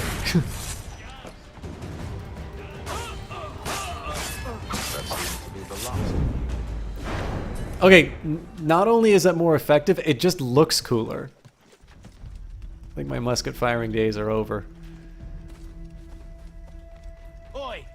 Mr. Johnson's gonna need to double my pay after all this if he expects me to keep at his side.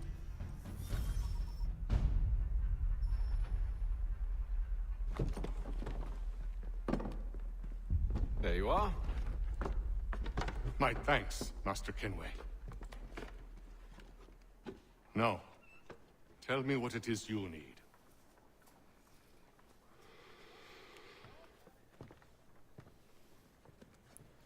The images on this amulet, are they familiar to you? Perhaps one of the tribes has shown you something similar. It appears Kanyan Gahaga in origin. Can you trace it to a specific location? I need to know where it came from. With my research returned, perhaps. Let me see what I can do. Thomas! What? Rent yourself a room. And a bath as well.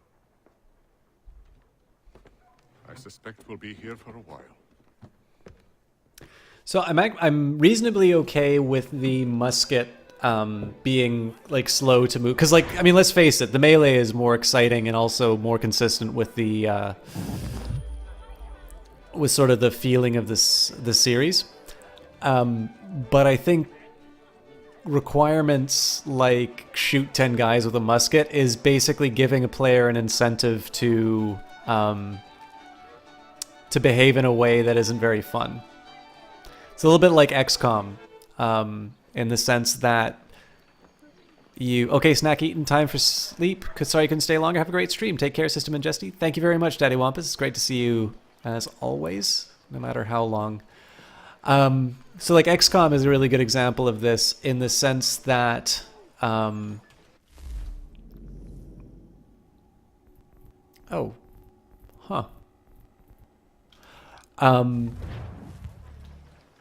you're punished for like running into an area, right? Like your characters die.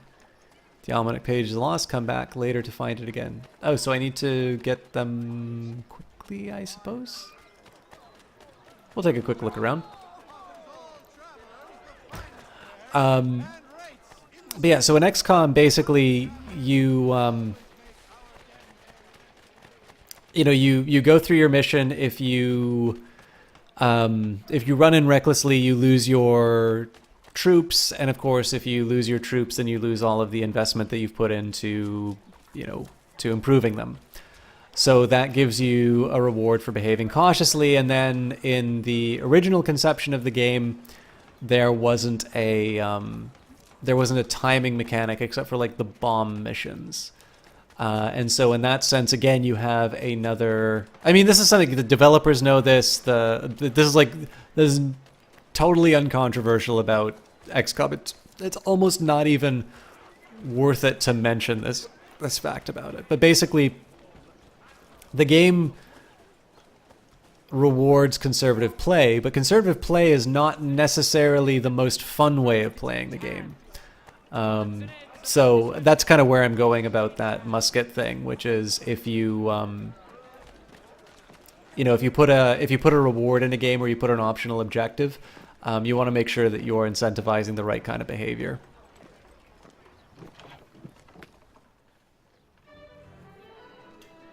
I'm not quite sure when I want to wrap up, but should I tell my is Johnny still here? Should I tell my anecdote about how Canada is responsible for the American Revolution?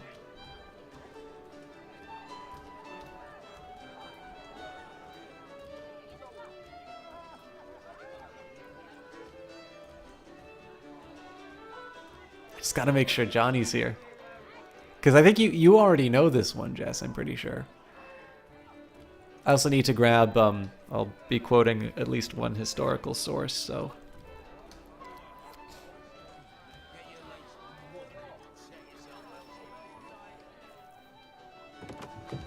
Evening, gentlemen. Charming. Oh, peace, Charles. He'll grow in you. Oi! Catherine, you fussock! Get back here! Daddy needs a drink. How fares the search? Maths and maps are not cutting it. What of your local contacts? You'll need to earn their trust before they'll share what they know. I have an idea on how we might be affecting that. There's a man who's taken to enslaving natives. Rescue them, and they'll owe us. Do you know where they're being held? Afraid not. Benjamin Church will. He's a finder and a fixer. He's also on your list. And there I was, wondering whom I might solicit next. Well done.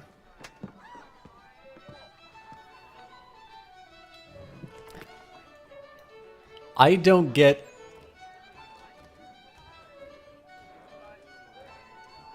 what Thomas did there at all.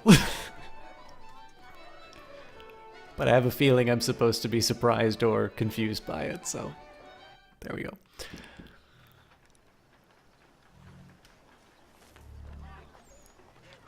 I would never want to belong Supreme Savage 2. Welcome to the stream. Thank you very much for the follow.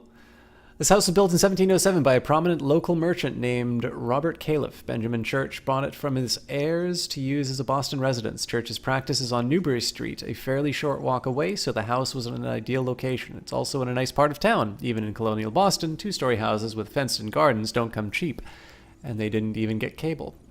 Actually, given the location, it seems that Church's practice was doing very well indeed. That or he added some other source of revenues. Taking a break from Stardew Valley, you're playing 6 hours a day for the last 2 days is your thing usually. Yeah, I mean, everything in moderation, I suppose. Although, I mean, don't tell me that about Civilization. Yeah, Booty Snaggers, the funny thing is I've done it on cast a couple of times, but I've never played it. So, I will leave it to your imagination to sort out how that works.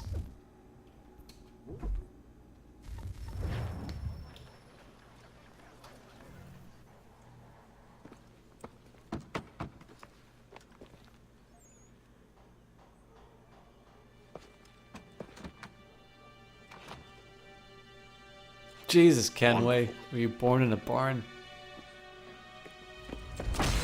Oh, no, it's Lee then. Lee, where are your manners? Charles? Sir? Almost never Booty Snagglers. I have it, but I've never really played it. I've streamed it, but not played it. We're not the only ones looking for Mr. Church. Damn it, he could be anywhere. I think Jess might be What do able we to do? provide the link. We find him.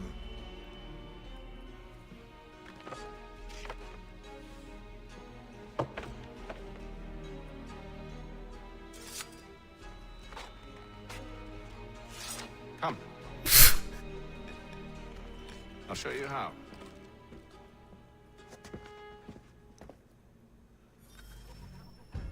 Eavesdrop on Ben Church's neighbors while hidden.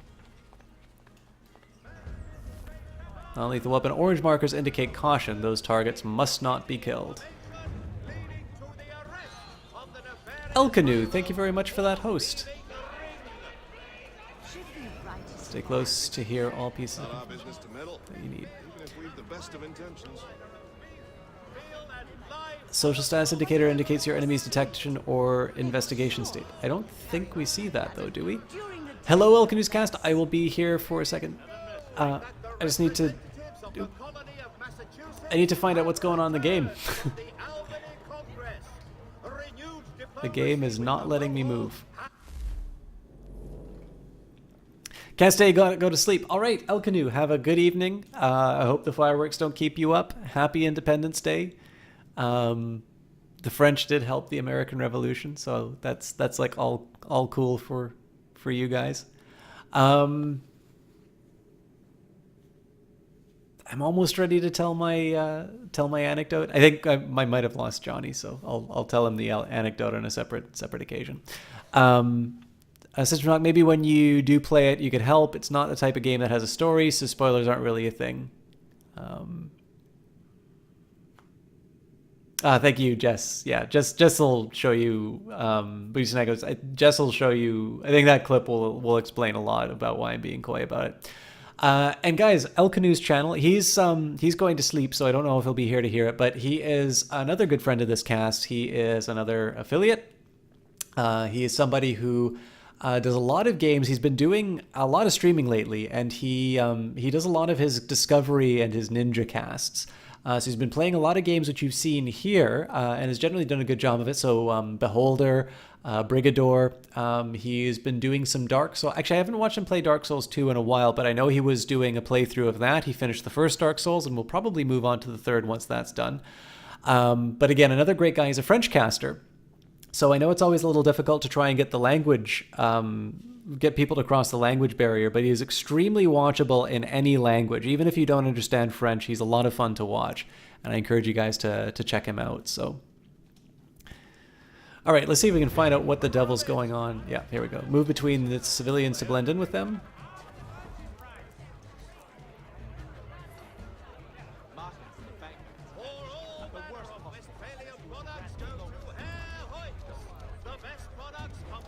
Oh, it wants me to move between these guys. Scandalous behavior from one who aims to be a surgeon. Unlikely if he keeps up such ferocity. Truly a shameful display. Benjamin's parents would be mortified. Perhaps I should send someone to retrieve him before he damages his reputation beyond repair. They stumbled off to the northeast, no doubt in search of a tavern or some other place of ill repute. Start questioning those on the street. I'm headed for higher ground. Your map and minimap are revealed as you explore your environment. Climb to increase the rate of elevation. Really? Climbing increases my elevation? Assassin's Creed is full of all sorts of educational information.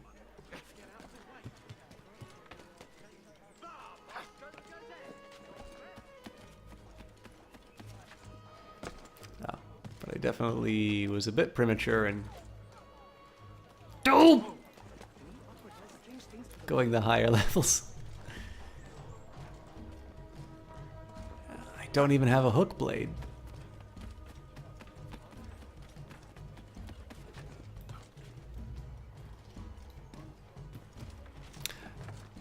I think I know why I'm struggling with these controls so much. It's occurred to me that like E is what shift used to be in the old game. They're working on multiplayer for Stardew? That's really interesting.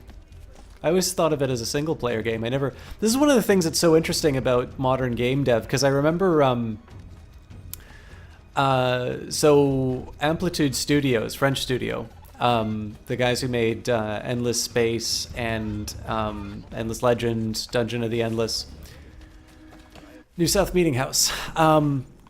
They do their games together feature where people sort of vote on what they'd like to see in their early access games. And I remember Dungeon of the Endless got a request for multiplayer, and I thought that was the most inappropriate. Like, to me, it's why I think the democratic approach to game making doesn't work, because if you ask an audience what's the feature they want the most, they will always say multiplayer, and yet it's not always appropriate to games. I especially think that's the case for Dungeon of the Endless. And yet, if I guarantee you, if you go to any developer, or if any developer goes out and says, what feature do you want, and they include multiplayer, it is exactly what you will see the audience say. And I'll be honest with you, I think audiences don't know what they want for games. It's why there are developers. It's why they generally make the game ahead of time and release it, and it's why so many early access games suck. Another wooden church. So could you guys imagine Assassin's Creed in early access? No, it's like, give me the full game. You guys know what you guys should know what you're doing. And the customers can't tell you how to make it. But at the same time, the sole person who made Stardew wants to work on bigger things, so the company's working on more things. Thus, the multiplayer feature probably won't be out until really late into the year. Yeah, I mean, I'd be interested in seeing how they do it, but I worry that they're just trying to shoehorn it in where it may not be appropriate. But I don't know. I mean, obviously, the guy who made Stardew Valley knows what he's doing, so I have a feeling he probably doesn't really need to bow to any particular demands on him. Another wooden church, this time with a bell in the steeple. Samuel Adams' father, also named Samuel Adams, was one of the founding members. I'm surprised it isn't torn down for firewood during the siege, but I guess members just hadn't angered the British enough for that. It's conveniently named so you won't mistake it for the Old South Meeting House, where all the important events happen. Simple is best. I'm describing the naming system. I'm not describing you. Yes, I do know that about Stardew Valley.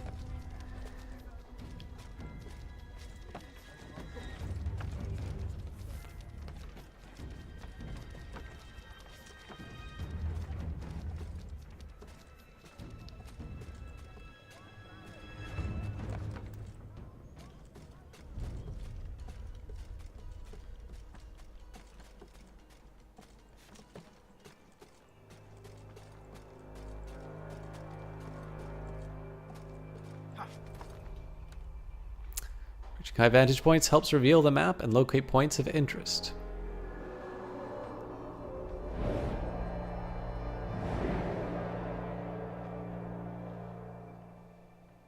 And to take a listen. Eavesdrop. Luck. One of those people knows what became of Benjamin.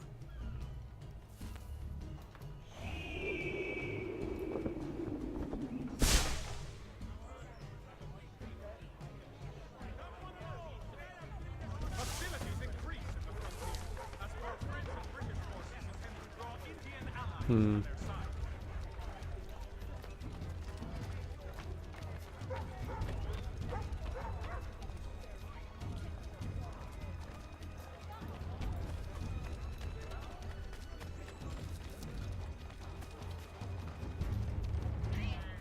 This should be easy. But they all plead ignorance. Bugger that! They're lying! Aye. Well, what can I do? Threats light off them and I'll not deign to grovel. Actions speak louder than words, my friend. I thought I turned on subtitles. Put him in stocks. See if he's so glib then. To do so without pause will set them singing songs about us. Last thing the city needs is town criers complaining about our abuse of authority. Then forget it. The crime is done. The killer's gone. Those who know won't share their secrets. If the city wishes to harbor scoundrels, let them pay the price for it. Well, you know, Booty Snagger, so I'm not gonna... I don't know enough about the series to be able to speak with authority on it, but there's something to be said for specialization of labor, right? The game clearly has a social element to it, and I think if you make a game which has this social dimension, and you show that the benefits of working cooperatively, becoming a member of the community, and dividing up the work in a way that's sensible, and showing that it, you know, basically showing the prosperity that it brings, I think that is something that's very consistent with the spirit of the game. Likewise, that, I mean, obviously Joja is sort of the sort of the big antagonist, or the unspoken antagonist of the game. Ooh.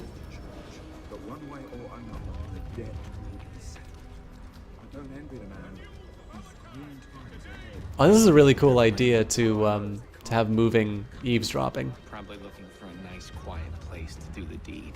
From what I hear tell, his work usually involves quite a bit of screaming. Which reminds me, we'd best not buy any meat.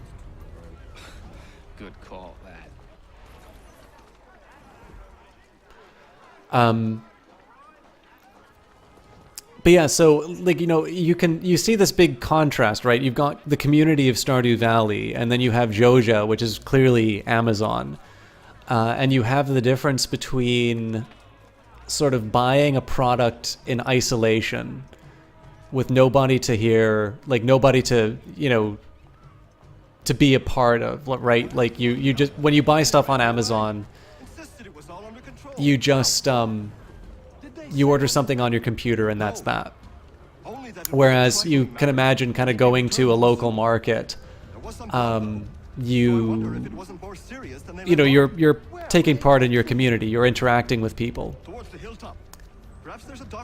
Man, these placements are so weird. Stay close to allies. Oh, here we go. See, Charles? We'll have church in no time. Just as I said we would. If I might ask, sir, where did you learn to do all this? It is a requirement when you are raised in the manner that I was. Perception is fundamental to the order. It guides the feet when running and climbing, informs the hands when striking and fighting.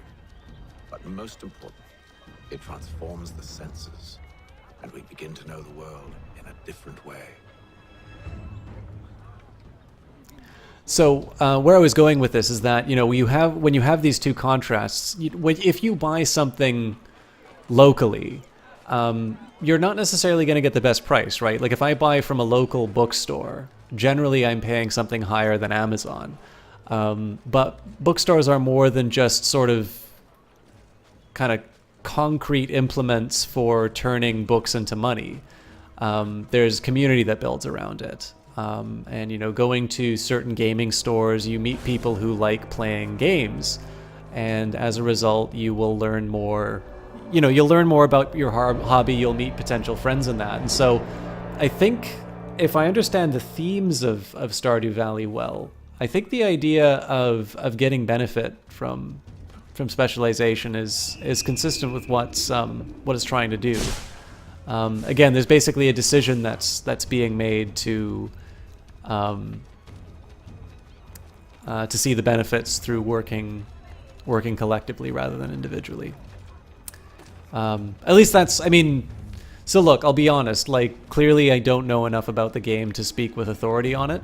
But I think if I were to make multiplayer, those would be the sorts of things that I would want to focus on. It just seems to be the most consistent with what the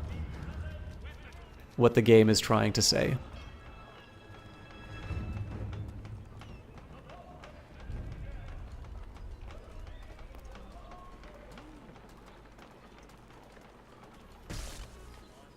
Well, my allies can keep up. I see that Assassin's Creed is not shied away from the feature that tends to ruin things for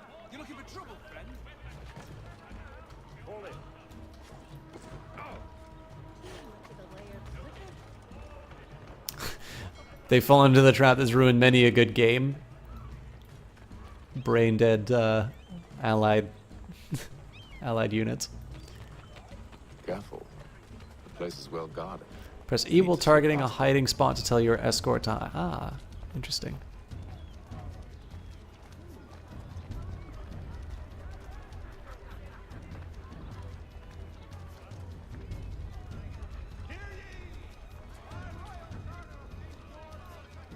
This is not at all clear to me where I'm supposed to be going.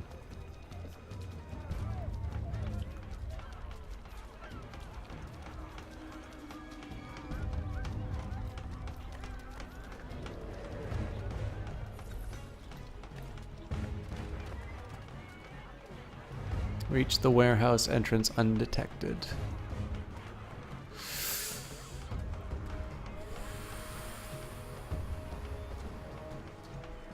I have a feeling I'm gonna have to do some assassination if I want to be undetected.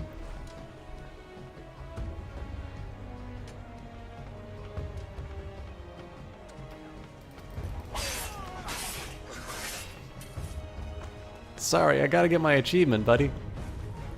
Ah, crap. Well, so much for that.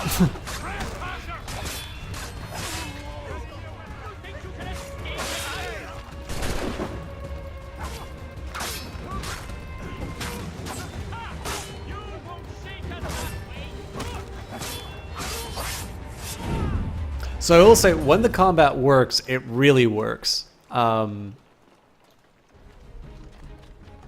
There's definitely some points though where I'm kind of like, eh. I think it's mostly just when the bugs happen. I probably should have gone the other way around. Locked. I'll have to find the key. Wait here. Can't Lee just kick the door open again? Hold E while standing near a target to pickpocket them.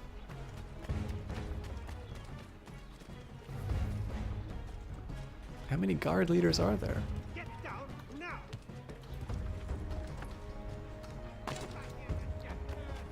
Wait, do you want me to get down or get back?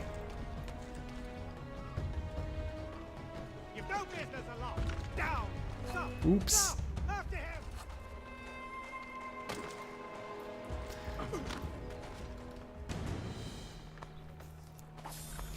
Easy enough. While pickpocketing, your target can react and spot you. Be aware of their behavior. Yeah, you know, it doesn't really matter.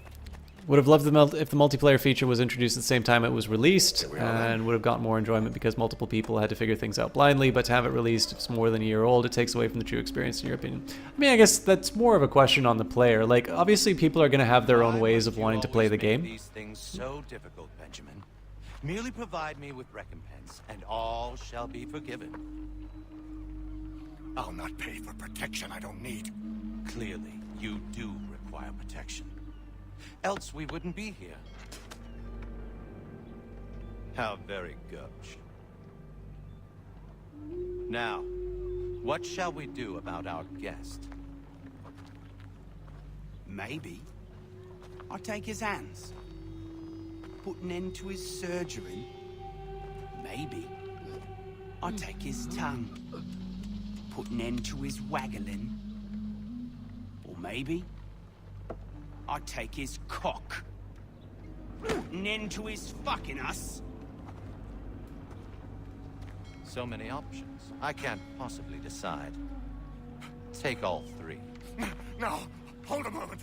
Perhaps I was hasty in refusing you earlier. I'm so very sorry, Benjamin. But that door has closed. Be reasonable, Silas. I rather think I was. But you took advantage of my generosity. I won't be made a fool a second time.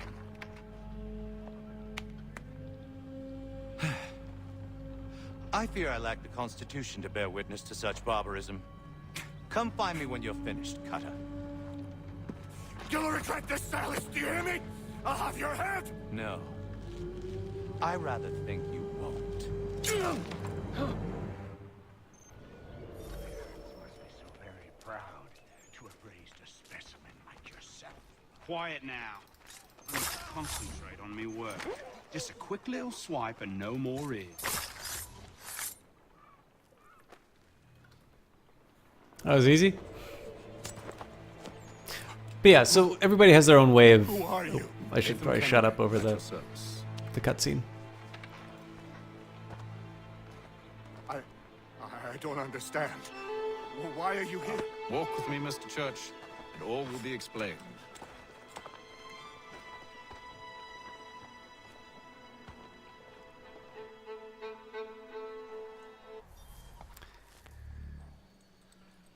But yeah, so all I really wanted to say, like, so obviously I have my preferences in terms of how I play games.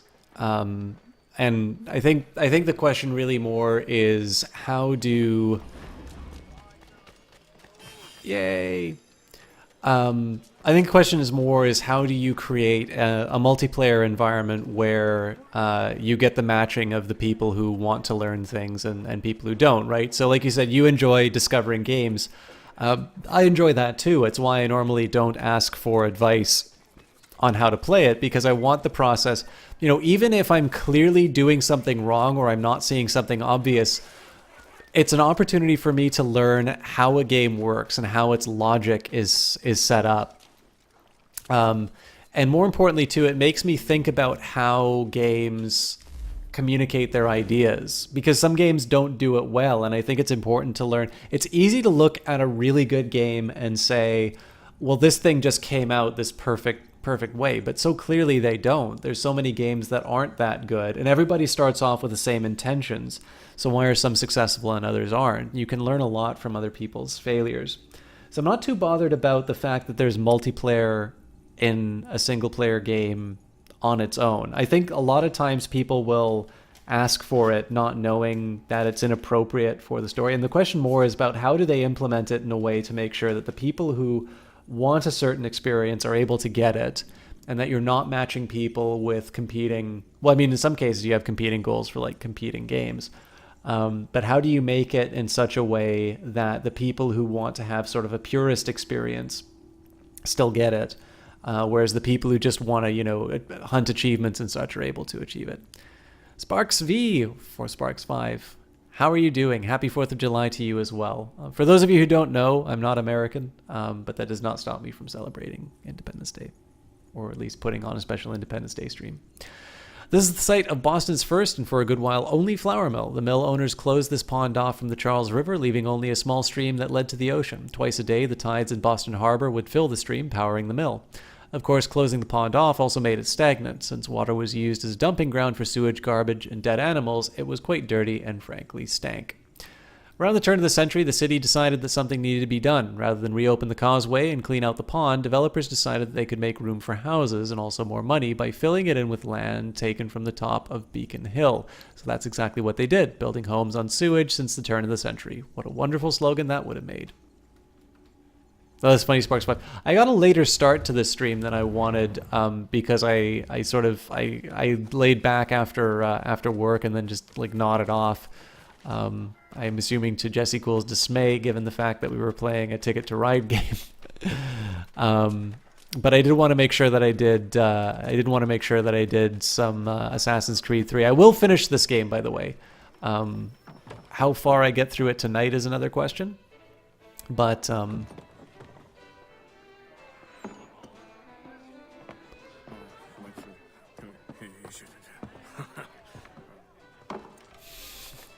it was fun, Jess. Johnson's told me what you intend.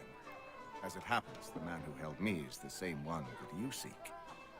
His name is Silas Thatcher. That fancy lad is our slaver? Don't let his velvet tongue deceive you. A crueler and more vicious creature I've never known. What can you tell me of his operation? He hosts at least 100 men, more than half of whom are redcoats. All this for some slaves? Hardly. The man's a commander in the King's troop, in charge of the Southgate Fort. We need to find a way inside. Let me think on it. In the meantime, I'll attend to our final recruit. John Pitcairn's our man. I'll take you to him.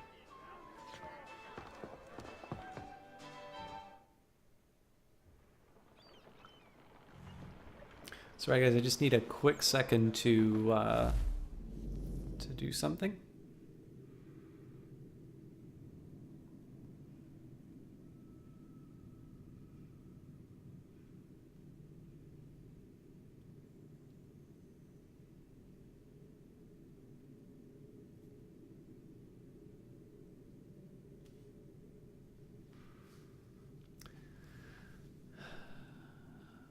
Don't understand why so many people find a holiday as an excuse to get drunk, give gifts, show your love. Why not do it anytime?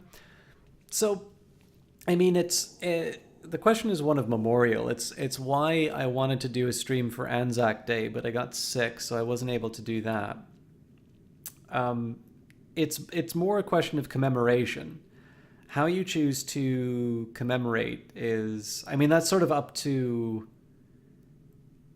It's a little bit up to the individual.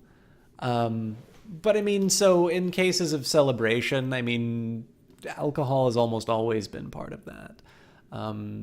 Whether you say back to, the symposium or what have you. I mean, I don't think you have a case of revelry without drunkenness.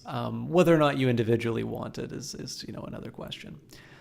I quite like fireworks, but I mean, obviously that's a taste thing, right? Like I kind of enjoy them, but I'm not sure why that became a thing, but I'm happy for it. But yeah, I mean, it is worth to say. I mean, obviously, if you are only doing it because of the occasion and you do not feel motivated to to be generous or to give gifts or to show your affection to people, but on assigned holidays, then clearly I think you're missing the point. But I don't begrudge the holidays for their, their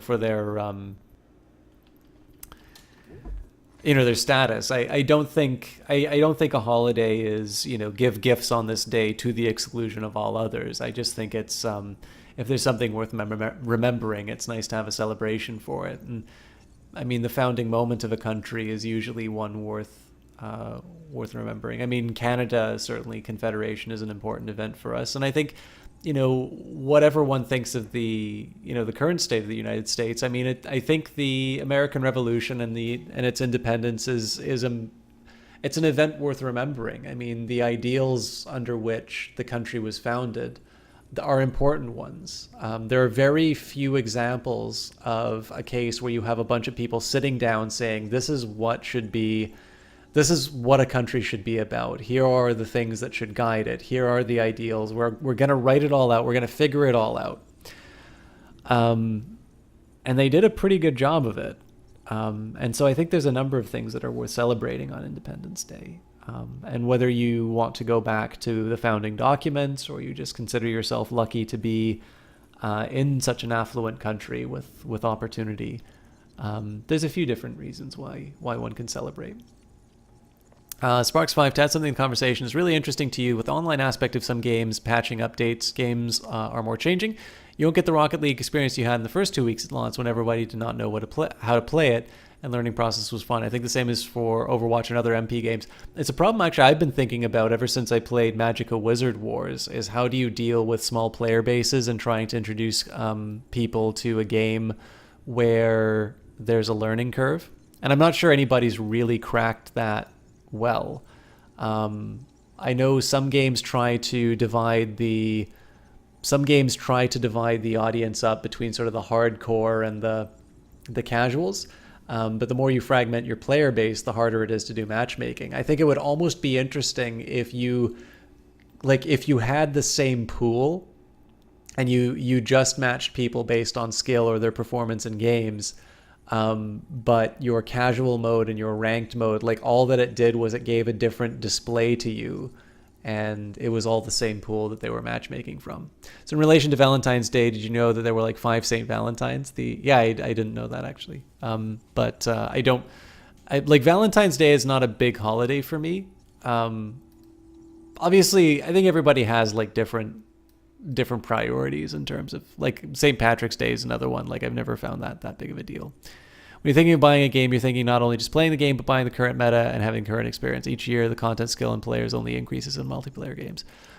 Yeah, although if it's sufficiently popular, I mean, like PlayerUnknown Battlegrounds is outselling everything that's on sale. So that means there's a pretty steady stream of new players coming in, which should give a fairly like unskilled player base an opportunity to match up against people who are around their level. The thing I would worry more about are like, you know, the people who liked EA's failed attempt at a MOBA. Like, I hated playing that game, but for the people who like might have been interested in it and wanted to give it a try, like if they had private servers or something like that, everybody on it's going to kick their ass. Same deal with Magicka Wizard Wars and things like that. Benjamin Church was a talented physician and essentially the first Surgeon General of the U.S. Army. Church was born in Rhode Island and graduated from Harvard University in 1754, so you're meeting him just out of college. He'll be appointed head of the medical wing of the Continental Army in 1775, but for God's sake, don't tell him. It'll go straight to his head. Church goes on to become a vocal patriot, which makes him sound like a member of a weird barbershop quartet. But he was a member of the Sons of Liberty and his local committee of correspondence. He'll even speak at the 3rd anniversary of the Boston Massacre. He's also got a house in a very nice part of town. Being a doctor must pay well.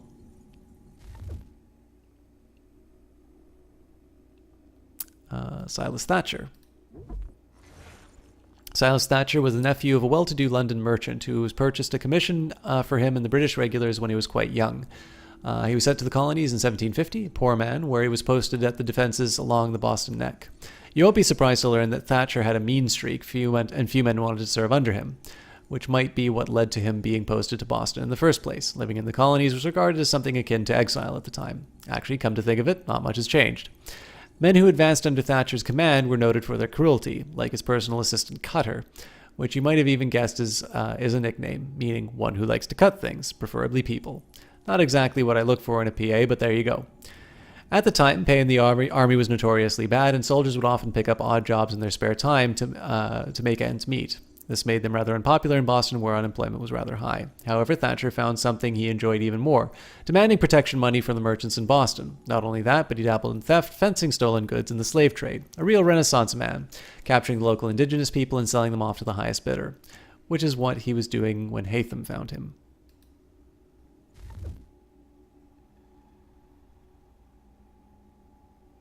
Well, Booty Snaggers, I mean, if you want to make the case from other countries having those freedoms, it's worth to mention there really isn't another, like if you consider historically, there really wasn't a country like the United States at its founding.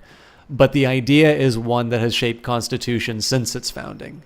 And in that sense, I think it's an event worth celebrating. State your business. Much like the French Revolution, right? More kindling for the pyre, eh? Well, go on then. But of course, I mean, How did you manage that? Did you forget, sir? My commission is with General Brad. The- When I'm not attending to you, of course. The freedom to celebrate, the freedom to be able to, you know, to have a celebration like that and to speak one's mind. It's also the freedom to abstain. I wouldn't tell anybody that all patriots must, have a red, white, and blue tear coming down their streak and put their hand on their heart as the national anthem plays. But Copp's Hill is one of the tallest hills in Boston and the highest point in Boston's North End. The hill was fortified during the siege of Boston, partly to discourage rebels. Sawyer26, thank you very much for the follow. The hill was fortified during the siege of Boston, partly to discourage rebels from building their own fortifications across the river onto the Charleston Peninsula. The artillery on Copp's Hill fired on the Continental Army during the Battle of Bunker Hill. Well, sort of. It was actually a bit more distraction than destruction, at least at the Breed's Hill fortifications. The artillery fire on the town of Charleston was more effective. The resulting fires forced out Continental Army snipers and leveled the town.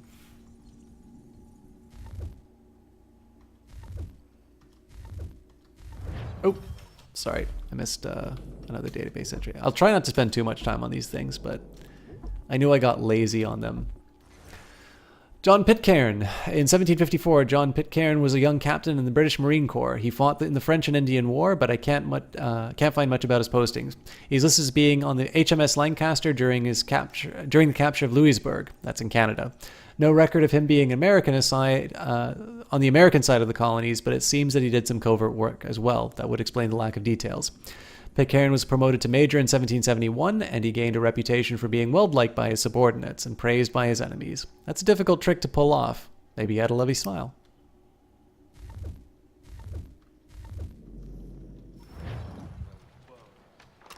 Oh, Jesus Christ. Sorry about that. I hit Q instead of W. How'd you manage that? Did you forget, sir? My commission is with General Braddock. When I'm not attending to you, of course.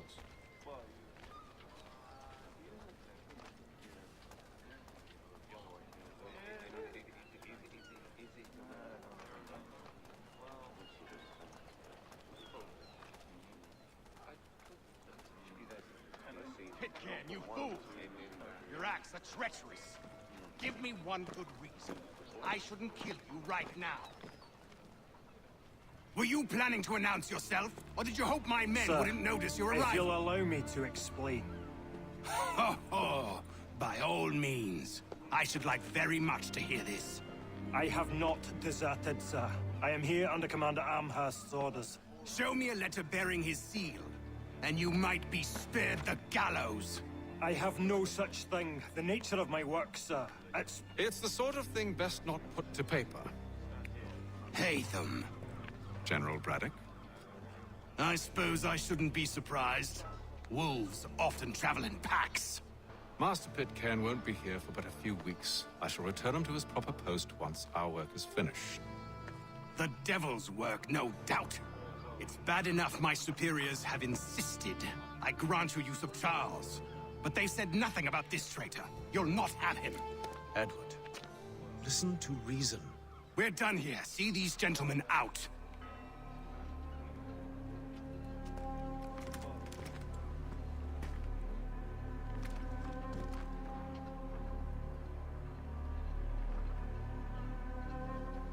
Well, that didn't go as I expected. And to think I used to call him brother. What now?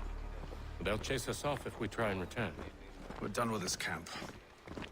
As luck would have it, so are they. Come along. What are you planning? To steal Master Pitcairn. What? You'll see. Now, when I give the signal, you're to distract Braddock's patrol and lure them into a dead end. All right. I think this might be the last mission for me tonight, guys. I am starting to feel a little tired. So, Copp's Hill Battery. We already did this one. Edward Braddock. Edward Bulldog Braddock was Major General placed in charge of British troops during the beginning of the French and Indian War, probably because he had a nickname like Bulldog. Braddock was serving as the acting governor of Gibraltar when he received the command in North America. He was given control of 2 regiments of regulars and assigned to win back Fort Duquesne from the French, known as the Braddock Expedition, as part of a larger attack on the French colonies on the continent. Braddock had been well liked as governor in Gibraltar, but things changed once he reached North America. He had been known for keeping strict order amongst his troops, but it seems he went beyond that into brutality. He quickly gained a reputation for being quick-tempered and cruel. He also displayed a contempt for non-British soldiers that alienated the colonial militia he was trying to recruit. So a cruel, racist bulldog, then. That's my least favorite type of bulldog.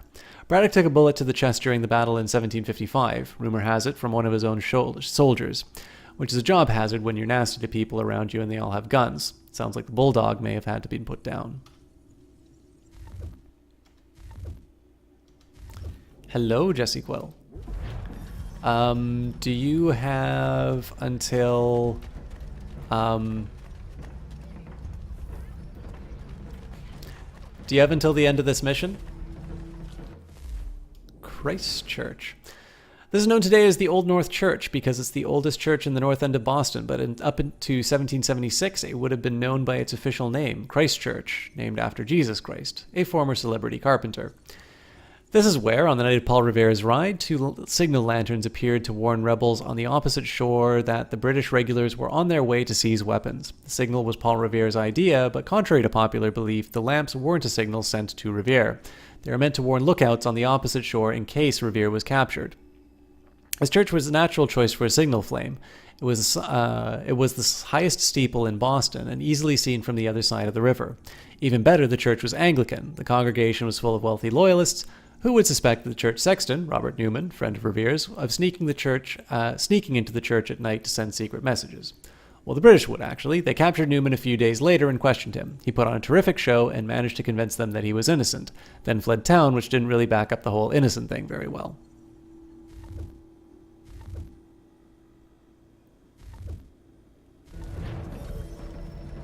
Strange happening. Three-legged cat chasing. We're perhaps on Marlborough. No. Its residents are too content. One of Lynn or Ship Street? Yes. Those fresh arrived are often soon in dire straits. They're more likely to seize upon an opportunity to fatten their I was hoping to get the eagle sight, but...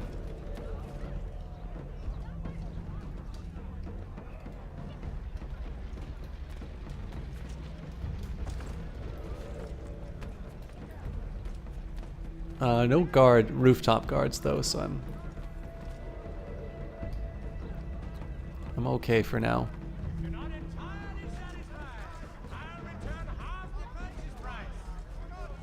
The jack-o'-lifer crap.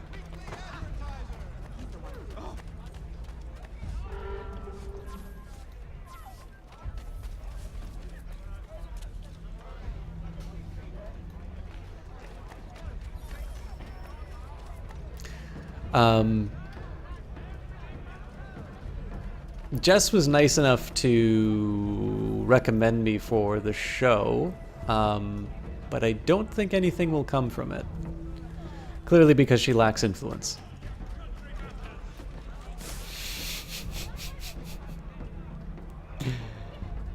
Now!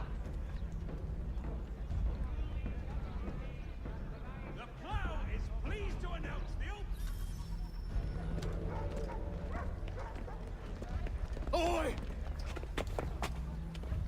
You thieves and scoundrels, one and all! Fire on you and your false war!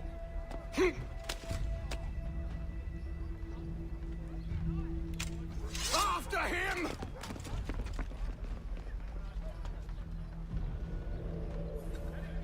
Follow Lee to ambush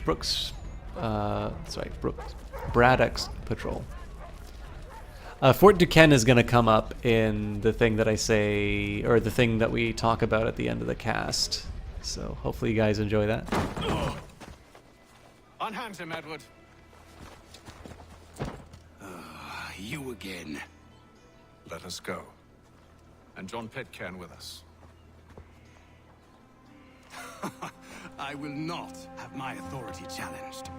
Nor I. Put them all in chains. Oh, hell. Oops.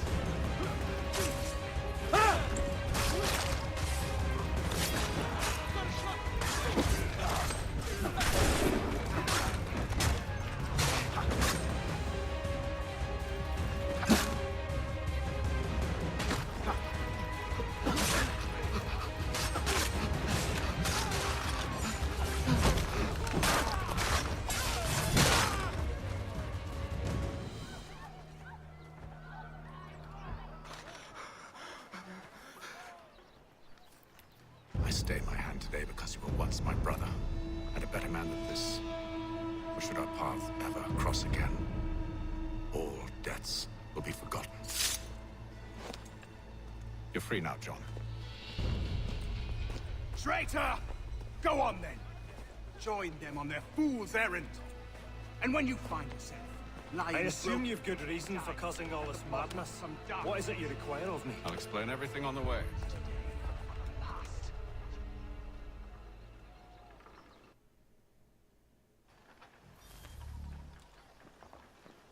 Complete. Hooray. Okay. So guys, we're gonna wrap it up for Assassin's Creed tonight. I need to get some sleep, and I know I was hoping hoping to have Jess here to do a little bit of the history. So if you guys can give me a quick second, I'm gonna go to the main title, and I will do. We'll just have a quick closing. It'll be something to maybe put the game in context, and also to talk about the two themes in terms of Canada Day, which I didn't stream for, and Independence Day, which I did, and how. I don't know, I oversold it, but hopefully you guys find this interesting. I just need to get, there's some writing. I'll be sure to tell you the book that I get it from, but I do need to get a quote, so I'll be back in but a moment.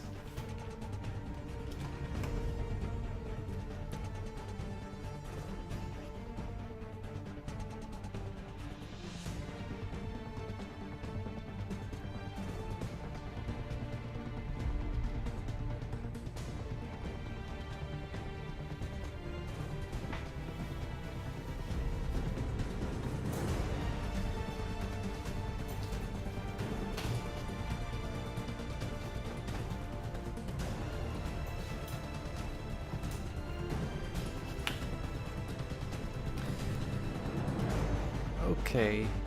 Sorry, I just gotta find what I'm looking for.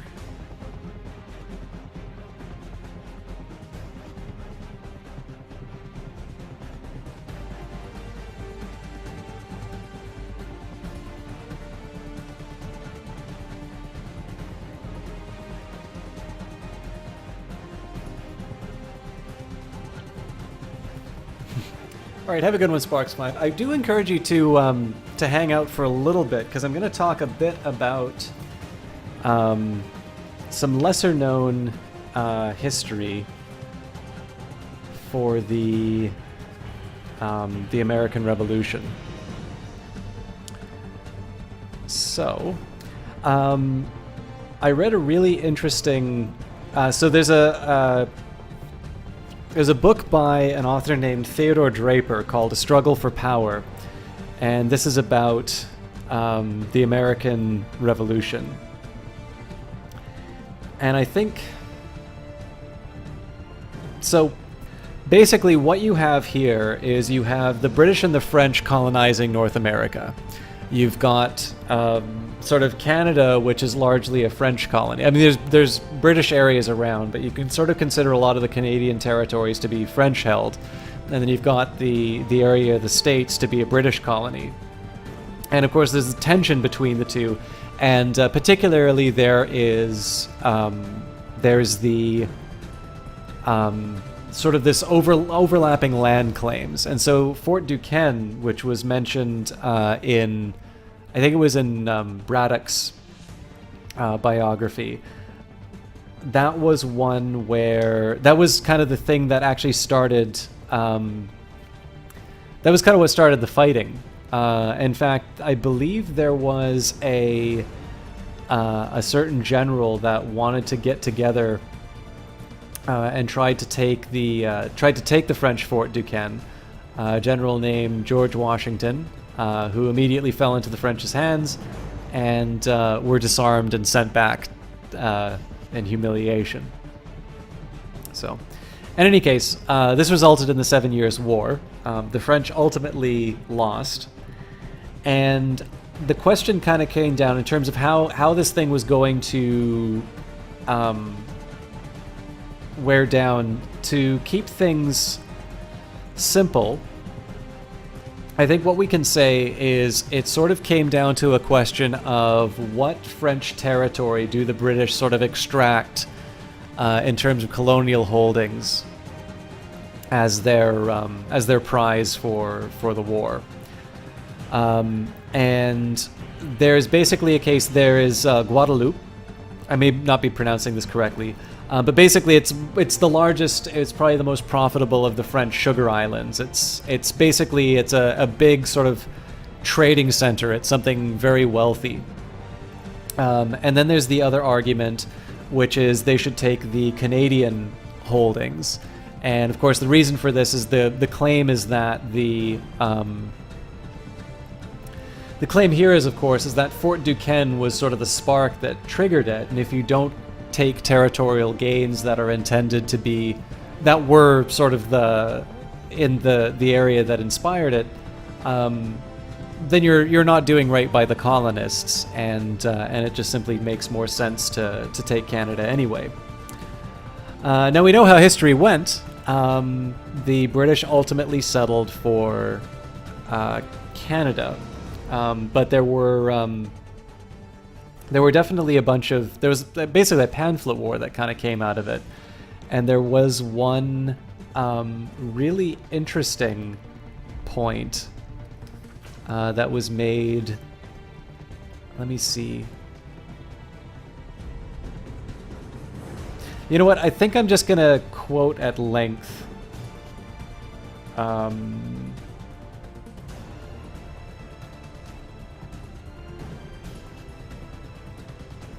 All right.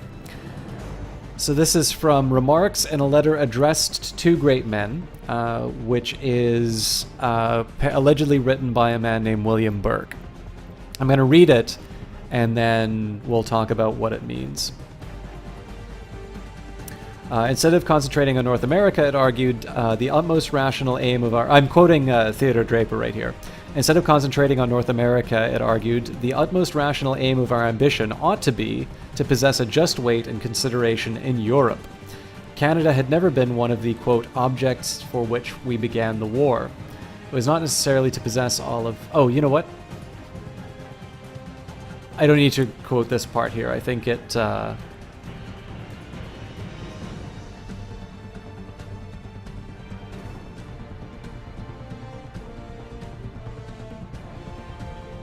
Here we go. Here's the pamphlet. To view the continent of America in a commercial light, the produce of all the northern colonies is the same as that of England, corn and cattle, and therefore, except for a few naval stores, there's very little trade from thence directly to England. Their own commodities bear very low price, goods carried from Europe bear a very high price, and thus they are of necessity driven to set up manufactories similar to those of England, in which they are favored by the plenty and cheapness of provisions. In fact, there are manufactures of many kinds in the northern colonies that promise in a short time to supply their home consumption. From New England, they begin to even export some of the things manufactured, as hats, for instance.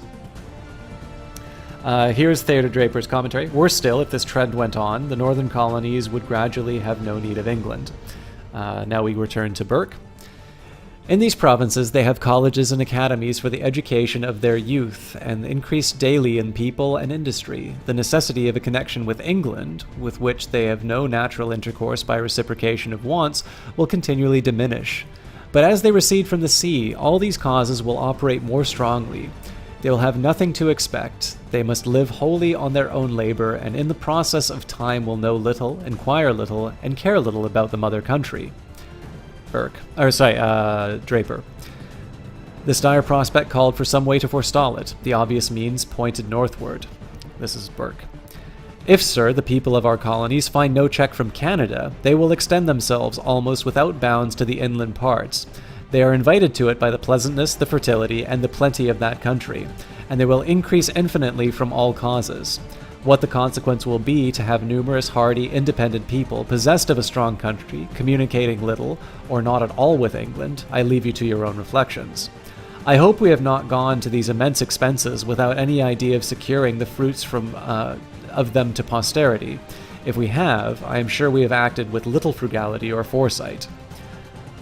Back to Draper. The author almost backed away from discussing this aspect of the question as too delicate or dangerous, but he plunged on anyway, where we return to Blake. This is indeed a point to be made. This is indeed a point that must be made the constant object of the minister's attention, but is not a fit subject for a discussion. I will therefore expatiate no further on this topic. I shall only observe that by eagerly grasping at extensive territory, we may run the risk that perhaps in not so very distant period of losing what we now possess. The possession of Canada, far from being necessary to our safety, may in its consequence be even dangerous. A neighbor that keeps us in some awe is not always the worst of neighbors. So that far from sacrificing Guadeloupe to Canada, perhaps if we might have Canada without any sacrifice at all, we might not desire it.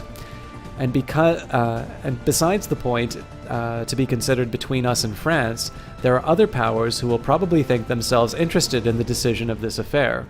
There's a balance of power in America, as well as in Europe, which will not be forgotten, and this is a point I should have expected would somewhat have engaged your attention.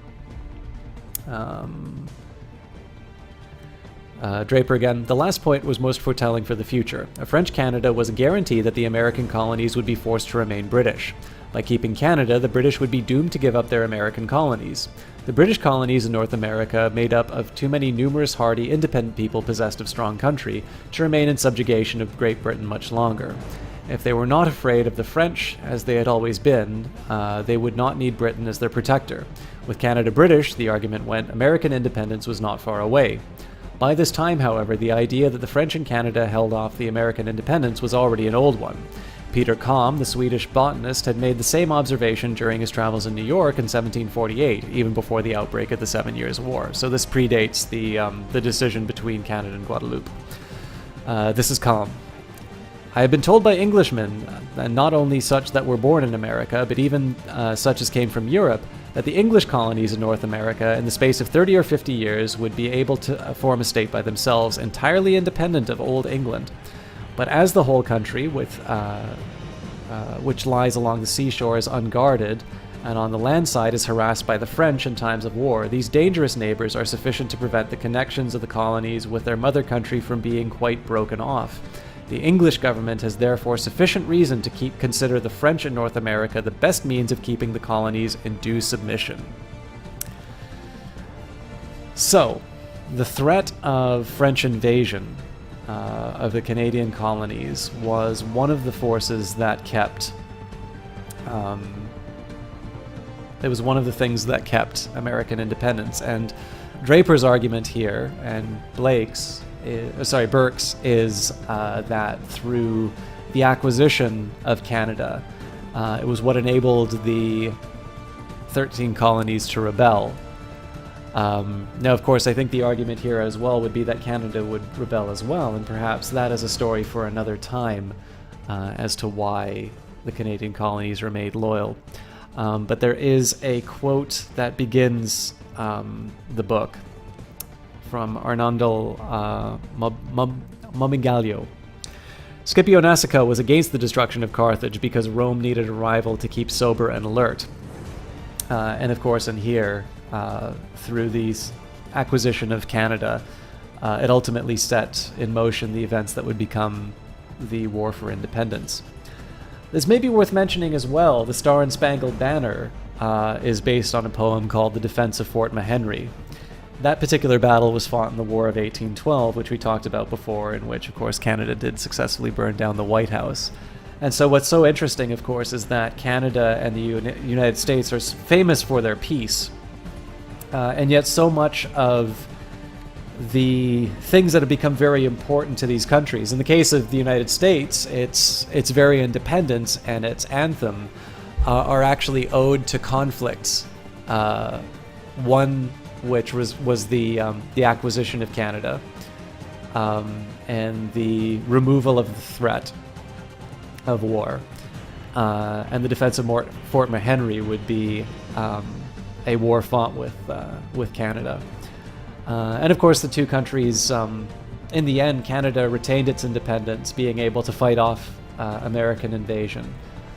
So two countries which are known for, longest undefended border in the world. Largest undefended border. I think longest undefended border as well. Something of a relationship which is known for its peace and known for its alliance. And sort of the defense opportunities that it gives the United States. The United States does not need to concern itself with domestic defense nearly as much by virtue of the fact that it has maintained good relations with its neighbors, at least until recently. But it's so interesting that a large part of this history is in fact shaped by conflict between the two regions. And so I thought I'd share that little anecdote from history. Very few people consider the transition of Canada from French to full British colony to be an important event in American independence. And yet, I suppose the argument of tonight is that the existence of Canada, at least British Canada, sets in motion the events that become the American independence. I'm done for tonight. I think we'll probably return to this tomorrow. I'm not quite sure. As always, feel free to check Twitter if you enjoyed this stream. Definitely feel free to follow if you haven't already. We'll find somebody to host tonight. But for those of you, my American friends, or those who feel some attachment to that country, definitely happy Independence Day. To my fellow Canadians, happy belated Canada Day, 150th anniversary of Confederation. I will be sharing some other details like that in future streams. But I'd like to see how quickly I can get through Assassin's Creed 3, because for those of you who have a sharp eye to history, you know that there's another historical event that's covered by the Assassin's Creed series, which is coming up fairly quickly. So we'll see if we can do this game justice in the time that it takes me to get to that holiday. But until then, guys, thank you very much for watching, and we will pick somebody to host. I feel really bad I had to tab out from that music because I like it. Tonight we will host...